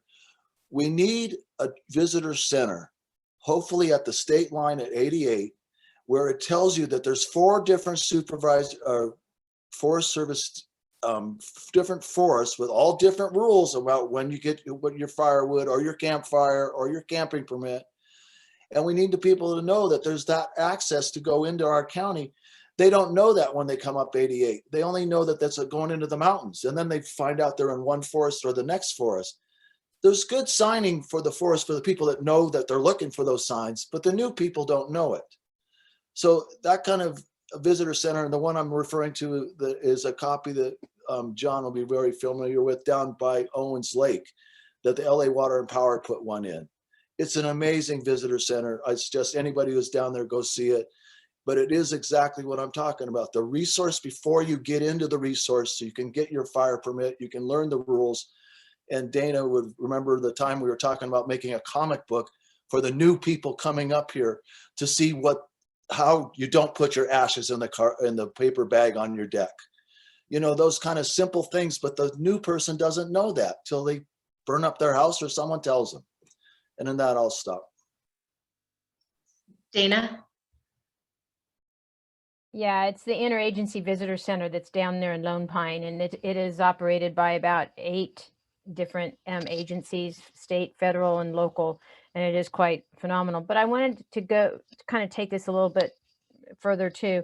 And January made reference to the tension that exists between the promotion and the protection that you as residents and agencies have. And I want to kind of add or encourage you to think about owning your message for how you wish your visitors to behave. Meaning, for a long time when we promoted our destination, we always tried to be on our best behavior in talking about all the greatest assets that we have. And, you know, please come visit us, and we're beautiful, and we've got the best spot, and please choose us. Those days have changed. And you, as the residents of such a destination that is becoming more popular and more popular, you have every ability, and I'm going to say this, the right, if you will, to establish your expectation for how your visitors are going to behave. Meaning, and I'm going to refer to South Lake Tahoe, they're actually setting up and establishing a sustainable recreation and tourism collaborative that is all about creating the message for how they expect their visitors to act. And you don't discount the opportunity to put messaging of stewardship or you know, think, you know, how to do versus how not to do. Don't shy away from messaging around that expectation. You can promote your destination while still establishing this message of stewardship and again, that refined expectation. But you all, as the destination, you have to set that, because if you're not setting it, the visitor is going to do it. They're going to do it their own way. They're going to behave their own way because nobody has established it for them. So I just want to throw that out there, that you don't have to, it's not about, oh, please come visit us anymore. It's about, you're coming into our beautiful destination. This is how we behave, and this is how we expect you to behave. And here are the resources that we want to provide you, the visitor, to learn more about. And so I just want to encourage it. And I want to say, go back to something that Ron said. Reno is looking your way also. And Reno is growing and growing and growing, and they're coming your way as well. So you've got Reno feeding you, you've got Minden, Gardnerville feeding you, you've got South Lake Tahoe feeding you, and don't discount the Bay Area. They're coming your way also. Thank you, Dan. I timed out there for a minute, and I think my connection's unstable. I wanted to go back to Rich Harvey's question about the agencies collaborating. I understand that Matt needs boots on the ground. I feel like there's some questions around who organizes us, what do we do? But I wanted to bring California Department of Fish and Wildlife back in this discussion, because I remember at our last meeting, Shelley had mentioned that there was some CDFW programs for helping volunteers help educate visitors.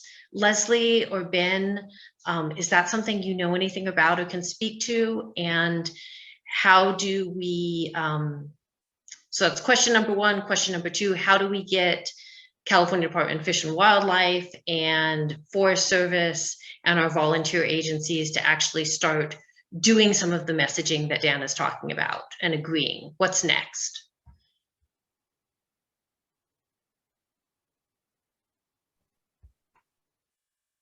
I got a note from Shelley, and I'll quote her, saying that our North Central region is attempting to build up a conserved lands program that will give us more personnel resources to repair and construct fencing, signage, and gates on our wildlife areas. That includes our ecological reserves, our non-designated lands, and but she also added that funding right now is an issue. And Ben, can you just repeat again what that was? Your North Central, Yeah, we're considered Region 2, which is considered the North Central region of the state. And that's an internal system to build up your capacity? I'm sort of confused on the question. I was just, this has nothing to do with employing volunteers. This just has to do with CDFW making changes on your lands. Is that correct? Yes, yes. Okay. Yeah, region 2 of the North Central region is just the way that we're broken up into. So versus region 1 or region 3 or 4 or 5. It's just the area of the state that we're kind of in. Rich, I don't know that I'm representing your question well. Do you have anything you want to say or ask as far as kind of your, Rich Harvey is who I'm addressing, what you want to see happen between these agencies and us? Yeah, thanks. My concern is that these agencies didn't seem to be talking to each other. They're not sitting down in the same room and talking about how they're going to manage Hope Valley. Same rules, same regulations. Where's the hand? So if they are, I apologize, but my impression from our first meeting was that there's not a lot of cross communication. Different regulations that they don't they have to follow their own regulations. So that would be my main concern. But I also want to make a comment about Matt. With all due respect, Matt, you know, I just want to talk with one of our deputies today, and he says that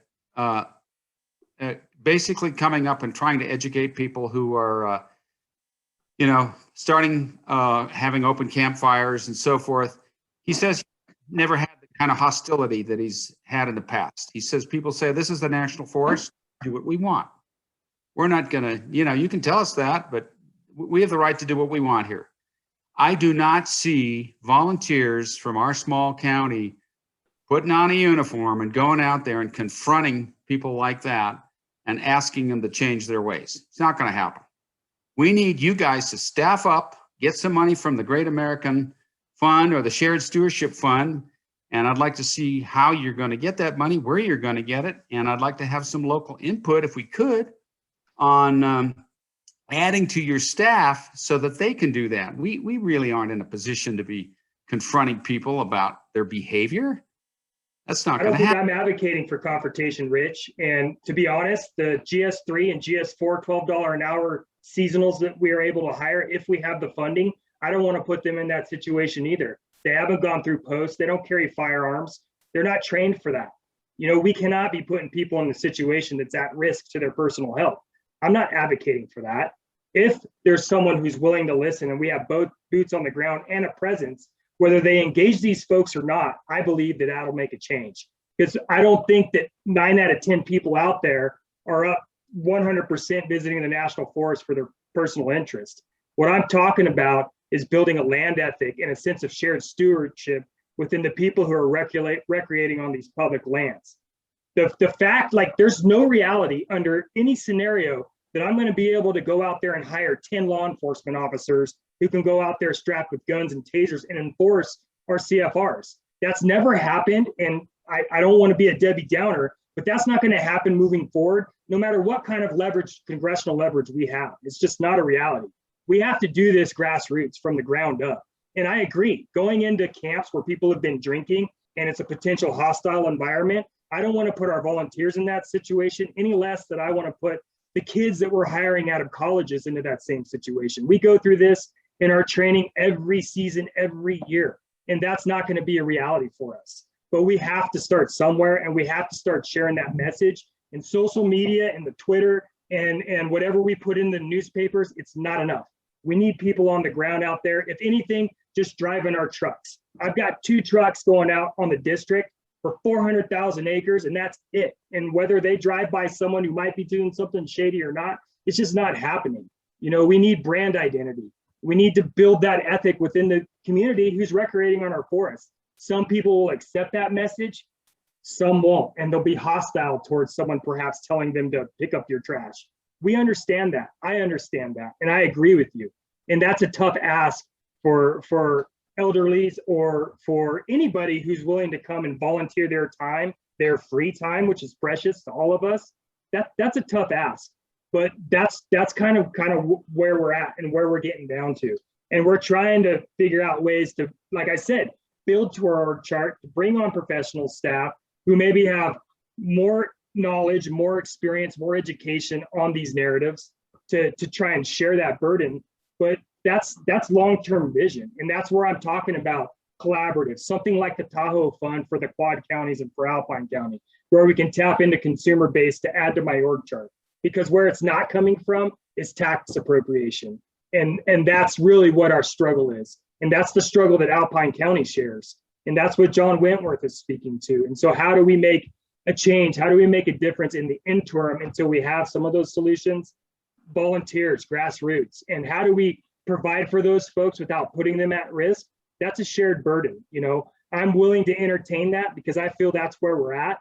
But that's, you know, that's something that we're very careful of. And we're also willing to provide talking points, provide training, perhaps check out radios, you know, and try and do our best to keep those people safe. But the reality is I've got some fire prevention techs and I got 4 seasonals, and you know, where else are we going to look to? It's a lot of country out there. And so we try and prioritize areas, right? Maybe the Carson Iceberg isn't our area of focus. We need to focus on the front country, right? Obviously, that's next to neighborhoods. Most people don't travel too much farther from a mile or two from any trailhead.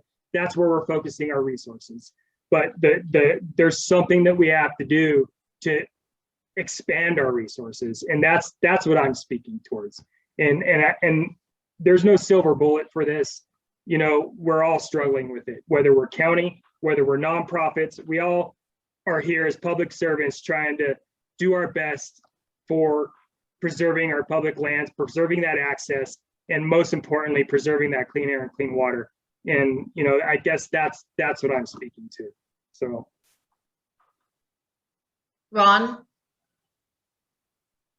Thank you. You're muted, Ron. Again, the smartest thing I say is when I'm muted. Rich is correct and Matt is correct. Both of them are correct. The problem with it is, and I'm going to tell a little bit of story, so roll your eyes now. When I came to be a caretaker at Red Lake, we had the responsibility from Red Lake Creek all the way to Woods Lake, all the way to Forestdale. That was all the ranch that I was the caretaker of. And here I would go out there and try and keep people off from camping where they weren't supposed to, because we did have some areas where they weren't supposed to. And of course, some people had some permission slips from somebody 30 years ago that said they could do whatever they want there. And Matt's correct. You're not going to go out there and confront anybody after dark. You're just not going to do it. You're going to be a fool to do that at any time unless you're a law enforcement officer or there's a threat. You're going to go up there in the morning, first thing when they're getting in a hangover, and you're going to show up with a radio that you're going to squelch on purpose, even if someone isn't on the other end of it. And you're going to go up there and take pictures of their license plates first off. And the way you approach them is say, hey, you're in the wrong spot. I need you to leave. And then explain why it is a wrong spot. The challenge that you have, if they want to be confrontational, is you throw up your hand and say, okay, I'm not the one that's going to make you leave. It's the sheriff's department, and I'm going to leave. Or in the Forest Service, it's the Forest Service ranger that's also is going to come and make you leave. But you inform them, and that's the key. You inform them so at least the good people of the society are going to follow the directions and stay away, and they're going to do the right thing. The people that are going to be problematic, are you going to run into any time in the backcountry, you're going to have some of that percentage. My fear is there's a lot more of them than there used to be. And the more they get out there and the more they get away with it, the more they're going to be empowered to do it for longer. So if we could find some volunteer group that's willing to do this, and maybe do it in pairs that do it on a weekly basis or weekend aspect of it, and give them an area to look at. This is your responsibility area that you're going to check out, and you're going to be taking care of this area for us, and then relate to the Forest Service. But still, the Forest Service is going to have to come up with a radio for those people to be in contact, because you can't have those people not be in response. In a lot of our county, especially the backcountry, the cell service is marginal, and you cannot count on it. So there's a little bit dynamic of it, but I think there's a possibility for us to find a route to do this. I think Matt's idea is not wrong. I think I'm concerned about Rich wanting to be out there to be the enforcer. I don't think Rich ever will want to be the enforcer, but he could probably hand a flyer and walk away. And that's about the best you can do in those circumstances. But we're going to have to find it. And how quickly can you get this started? If we did the PR right now with the Tahoe Tribune and the Record Courier and the Reno Gazette, I bet you get 30, 40 people that inquiries within a couple of days. And that might all you need for the first year, just to get started. And then Bill Johnson's going to remember when he worked on the basin and I worked on the basin at Fredericks, we did the same thing at the wilderness areas. We just did it because we had our uniform on. People listened to us. If you had you didn't have a uniform on, it wasn't so important to them to hear you. You're just another bozo that they don't know who it is. So I've talked enough. Rick Hobson. Yeah, I just wanted to add into Rich's comment as well too, and I think a little different angle. But I think you're right in the sense that between I think Matt's district and mine, I think we could improve our communication. So this is another area where I think the collaborative group can help out, because I think it forces us to do that. You know, Supervisor Haynes started that right when Matt got here and invited us out, Matt and I and Ron, for a hike, and we just kind of got to know each other. And I think if it wasn't for COVID, we probably would have been able to keep that momentum going. But I mean, even like a meeting like this, I think makes me think, oh, I need to do a better job talking to Matt, letting him know about some of the stuff we're starting to think about in Indian Valley or the Pacific Crest Trail that comes through there. We are coordinating on some of the snowmobile stuff. I know that, which is unfortunate. We have to be doing that, but we are. So I think that's another angle that's not putting people out there in harm's way that the public can be involved with. And then when you get these groups together, again, this is with the ACCG, all these things that we're not able to think about right now will probably come out of it, where an NGO will come along and have a strong interest and kind of say, we want to take on this part of it. So I think this conversation is really, really wise. And I just wanted to affirm that I think that the federal agency communication could be better. The interest is there, and then we probably do even worse when it comes to the state agencies and the BLM. But again, with this ACCG, I think that's forced us to identify strengths and weaknesses in the vegetation management component, and I can see how that could apply over to the recreation management as well. Thank you, Rick. I agree, and I just want to, I share your concern, Rich. And I'm not stating at any time in this conversation or with these ideas that I'm putting forth that I have any kind of expectation for volunteers or even our seasonal workforce to be enforcing our CFRs, our Code of Federal Regulations, or writing tickets or doing any of that. I'm speaking specific to conservation education. And for conservation education to be effective, you have to have a willing listener. And if you don't have a willing listener, you walk away. I'm not talking about folks going into camps and trying to enforce our fire restrictions. I think the benefit of having those boots on the ground would be if they see something, then they put a call into dispatch, whether that be the county sheriff department, Minden Dispatch, or our law enforcement officers to let the professionals handle those cases. But, I don't have any expectation for our forest protection officers, our FBTs and our fire organization, nor our seasonals to be going out there trying to enforce our regs, because it's not a safe situation in a lot of cases. We don't know what these people have been, what their backgrounds are, what they've been adjusting. And if something's going off and you don't feel it's a safe situation, walk away. We just need to get out there so that when people see people in Forest Service uniforms, they don't assume that they're automatically law enforcement, and that maybe we start to change that narrative in our brand identity for them to believe that we're speaking from a place of access, from support of their recreational interest, and we're trying to do it in a way that's sustainable so that they can keep coming back.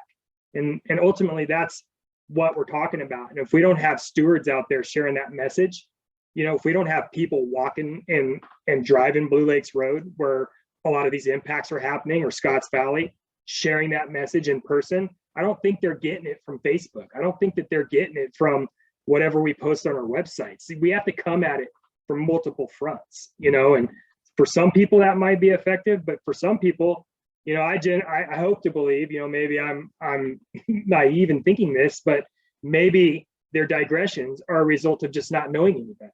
And if they knew that they're camping in a restricted area, hey, maybe you need to move your trailer over behind these barrier rocks because, you know, this is a sensitive watershed for these resources. They'd be like, oh, okay, well, that makes sense. Sorry, we didn't know. And they'd willfully do it.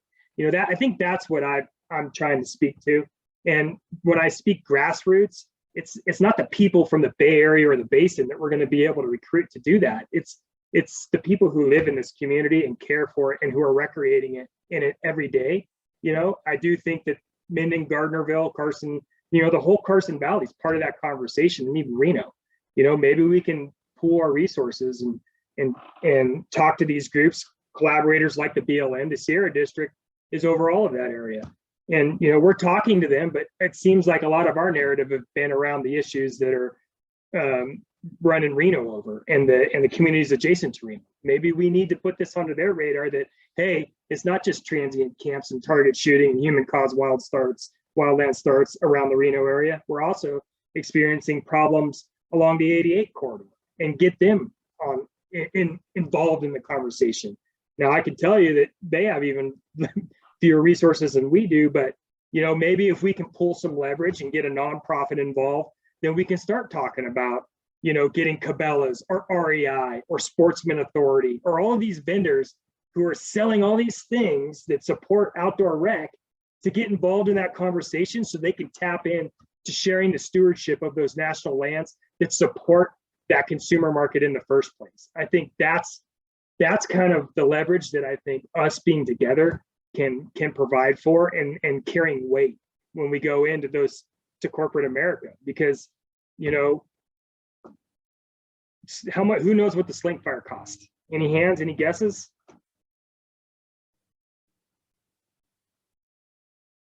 It was a 50,000 acre fire. Any guesses? $18 million, and that was mostly in the Carson iceberg. Okay, you know, that's where our budget's going towards. You know, that's why I can't hire recreation staff. And I know Congress is working on it. They've tried to do fire funding sticks, but I tell you, this fiscal year, our budget's down from last year. So it doesn't seem to really be working. You know, so we gotta look to someone and we gotta start somewhere. And I think that's more specifically what I'm speaking to, because I hear your complaints and I'm as passionate about these public lands as any of you. I've moved to this area. I don't want to move away again. You know, the district level is where I fit in, and I'm a guy who's used to operations. I came up in the trails program. I came up in the fire programs.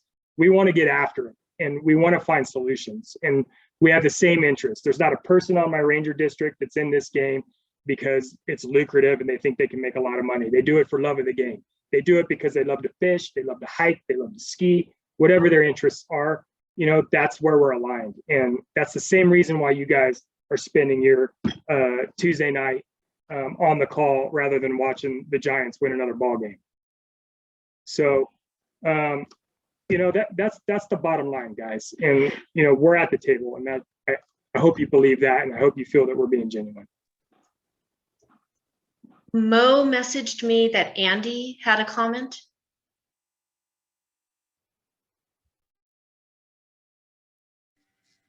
Yeah, thank you. Just one parting comment, and thank you, Matt. I really appreciate your effort, and I do know that you guys are on our side. I just wanted to quickly bring it back to what we can do right now. And from my experience, it's that one can that starts people throwing another pile of cans on top of it at a trailhead, or the one cigarette butt that starts the pile of cigarette butts, or the bottle out or bag out the window of a car that starts the trash building up in the highway. But by keeping that picked up just as local volunteers or as just people out there, not just trying to confront people, but just to pick up after them. It's not a glamorous job, but keeping the area clean right from the start is a key to setting a good example that everyone starts to follow. We just did a highway pickup where we've been doing it for 3 times a year for quite a while. and we only got a bag of garbage in a 4-mile stretch. And I think that has a lot to do with setting a good example by keeping things cleaned up. So I just want to encourage everyone locally to take part in that. You know, maybe stop their car and pick up a bag along the highway, or a cigarette butt, or a can, just to stop the people piling on top. Thank you, Andy. I feel up against that 7:30. I want to release people to their evening. I am not talented at bringing all the themes and everything back together. I feel like I kind of need to take the notes, take the questions, take the lists. I wonder, Christine had to leave the meeting. Dana, do you have any advice for next based on your experience in these larger forums? Or John? Yeah, I'll start, and I know John will have something to weigh in too. So I'm encouraged by your conversation. And as tough as it feels and as overwhelming as it feels, the question that we used to ask ourselves in Mammoth when we were starting out was, you know, how do you eat an elephant? It's one bite at a time. You have to start to take your steps, because we can paralyze ourselves forever in thinking about the right thing to do, or the multiple things that we have to do, and it becomes extremely overwhelming. What you have in front of you is an opportunity to, number one, coordinate around your message that you want to get out there to everybody.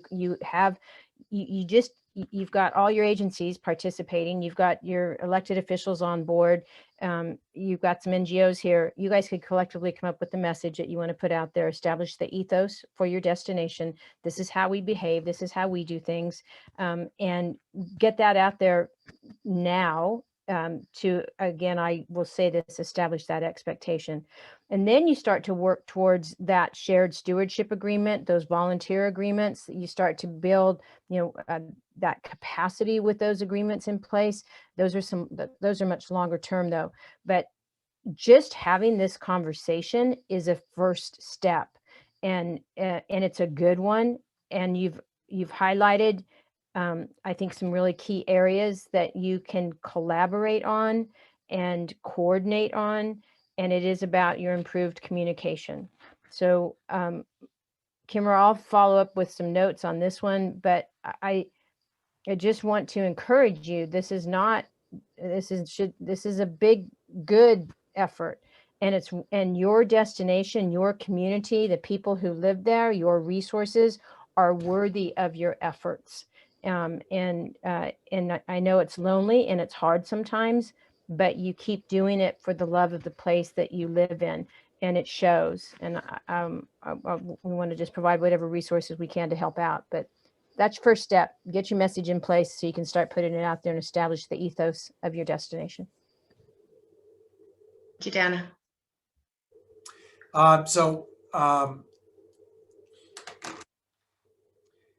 Alpine County is small, but you're part of a series that leads up to a much bigger world and things that are happening from the state of California directly right now. And your elected officials need to, I'm not blowing smoke. The state of California has now launched something called it's nature-based solutions for climate change. The state of California is going to spend $1 billion on fire and fuels work in the state of California. The state of California is coming to rural California. Just letting you know, it's happening. Alpine County is part of the Eastern Sierra. So there's things that we're doing in the Eastern Sierra that conform what you're doing. Ron sits on the board of the Sierra Nevada Conservancy, which has seen an extra $70 million coming into the S&C for grant funding. The point I'm making with this is you got to get some money. You've got to find financial resources to address the issues that you're dealing with. You're not going to be able to solve the problems you're talking about with volunteers.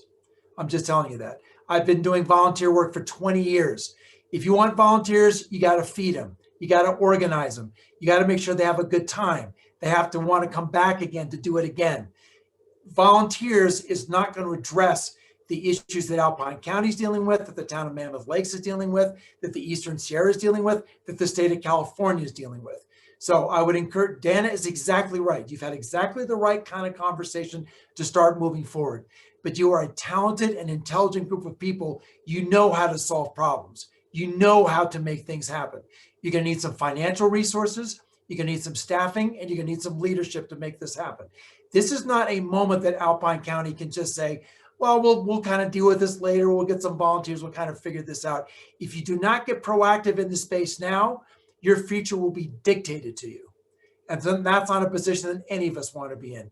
You got to get some skin in the game, and you got to find a way to start engaging with these monumental forces that are at work, not just in Alpine County, in the Eastern Sierra, in the state of California, and from the US federal government. There is so much money flying around out there right now that if you don't get your hands on a couple million of it to do the kinds of things you're talking about, it will be an opportunity that's been wasted. More than happy to talk more and talk further. I'll leave it there for now, but you got to get some real resources, and you're not going to be able to address these issues with volunteers. It's just not going to happen. So thank you. Thank you, John. Rich, your lips are moving. Do you need to be unmuted?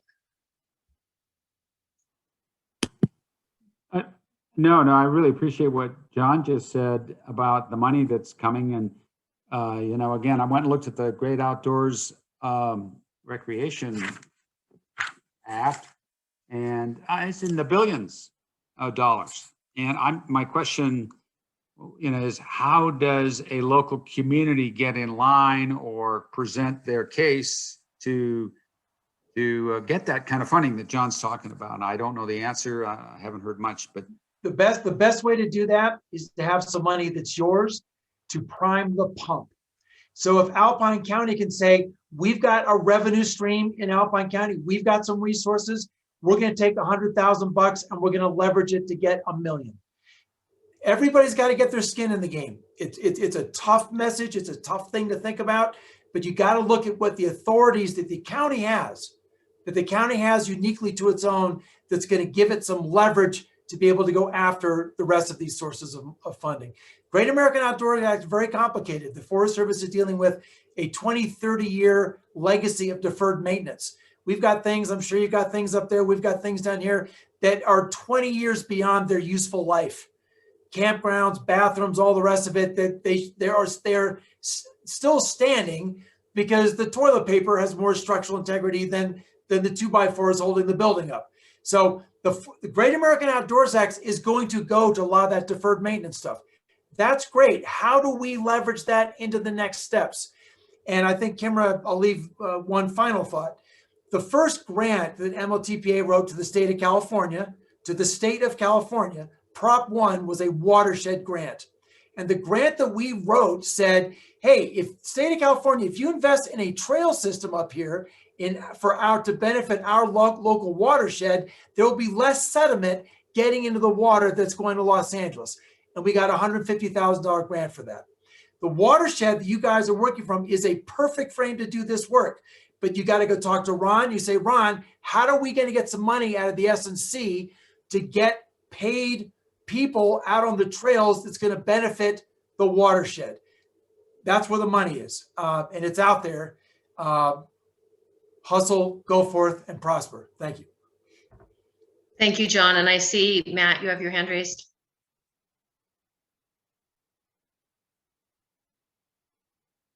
I'm not quite sure how to unlower my hand.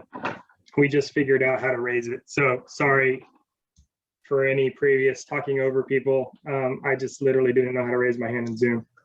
But, you know, John's right on the money, you know, and I feel like we've been speaking to that throughout this whole dialogue is that there's two approaches here. One is our long-term approach, how we're going to build our org chart and get these paid positions onto the ground. And then there's what we're going to do tomorrow. So just to be clear, the pitch for volunteers and to get boots on the ground, that's for tomorrow's problem. How we're going to mitigate what's coming this summer. The strategic move, and that's what I've been talking about. How do we tap into the consumers? How do we get funding from the state of California? And what I'm speaking to primarily maybe has a little different flavor. You know, John brings up and what grant opportunities we have available to us now tend to kind of revolve around infrastructure or the shiny new trailhead or that trail. But really, you know, part of what's eating our lunch is the operation and maintenance of our existing stuff and the stuff that we're adding to our system, right? You know, nobody wants to fund folks to go and clean bathrooms and to clear drains and to brush trails out. And so we have a really we have a problem not only through our non-motorized state funds, but our motorized state funds. There's the green sticker program in California. We're heavily leveraged in applying for those grant opportunities. And anytime we want to build a new trail in collaboration with a nonprofit, we're super successful in doing that. But then 2 years down the road, when I want people to go clear those drains, brush that trail, deal with the blowout, because it takes 3 to 5 years for a trail to wear in, and maybe we didn't design it right off the bat, you know, that's where we have problems and issues getting that kind of money for. So when I'm talking about tapping into that local consumer base, when we're talking about working with our elected officials to see if the county would be interested in perhaps a bond or, you know, tourism tax to help support the maintenance and the O&M of those types of things, that's where we really need to be strategic. And this conversation needs to be, you know, evolved towards, because it's not just the next great trail, the next great trailhead, you know, it's not all about replacing so-and-so, you know, vault toilet. You know, there's a huge component that goes into the presence and the boots that maintain that stuff. And that's where I think we're really struggling with, because the reality is that donors and people who are giving money, you know, to our nonprofits to fund that type of stuff, you know, the project that we put forth to hire a 4-person trail crew to go maintain 80 miles in Alpine County, it's not competing well with, you know, the trailhead and the 4-mile brand new trail. And that's what's getting funded. So, you know, I just wanted to share that piece of it, because I hope that's where the conversation evolves with folks like Ron and David is, and these nonprofits. It's like, you know, how can we have a sustainable tax base that pays to, you know, for that GS3 seasonal to come on every year to clean that same bathroom, to go out and talk to those same campers that are behind all of the infrastructure we put in to protect Scotts Valley. You know, how can we get the funding consistently to keep hiring to those crews, to add a trails program manager to my organization chart, and to get my leadership to buy off on it, because it's not tied to some temporal grant, that it's reoccurring money. I think that's where we've got to get creative, and we got to come up with a plan. So just wanted to kind of throw those nuggets out to help influence or perhaps shape your thinking, that it's not just chasing grant money, it's coming up with a business model that ties directly to sustainability. And, you know, the ESSR, I think that's what you guys have been wrestling with. You know, Brian sits on all of those calls. You know, we realize that the focus is around Mammoth and Mono County, but we're there to learn. And perhaps those are things that we can replicate within our county here in Alpine to you know, to find some successes. So yeah, I just add everything we're doing with the ESSR coming down south, we're here to share. It is truly a replicable model. And there's a lot, we could probably save you guys a lot of time by just laying out some, as Matt's talking about, a draft kind of a business plan or something like that. Just start laying it out. This is not, you don't have to do this from scratch. And a lot of these things can be laid out, and never underestimate the importance of toilets. The biggest problem that we're having in Mammoth Lakes is getting seasonals to clean toilets. The Forest Service can't find them. They can't retain them. And when the toilets go crazy, the visitors goes crazy, and then they take it out on your community. They take it out on our community. And I'm being somewhat, you know, I don't know if I'm joking about it, but human waste is a huge deal. And finding money and resources to keep those systems intact and working properly, it's tough. But there are models in place to do all this stuff. A lot of lessons to learn, and we're more than happy to share. Probably not this evening, because we'll all die of whatever we would die of if we tried to do that. But plenty of resources there, Kimmer, to help and to frame up next conversations and get some topics in place to move forward. Thank you very much, Sean. I think we'll leave it at human waste. That might not be the most optimistic place to leave it at, but like Dana said, she'll get some notes to me. I'll put together some good notes, and most of AWG's communication will come out via our newsletter, but I have the email addresses of everyone on this call. So we'll also try to, if you have thoughts afterwards on next steps, what you want to do, what you can do. I know I'll circle back with Matt and Brian about specifically what we can advertise for volunteers to get things done this season. And I just want to thank the agency liaisons. I want to thank Tana and John so much for sharing, our community members for coming to this conversation, and thank you all very, very much. And I'm not sure where we're going from here, but I think we'll go somewhere and we'll do it together. So thank you. Thank you all. Have a great night. Thank you. Have a good night. Tamara, will you stay on the call? Yeah. Thank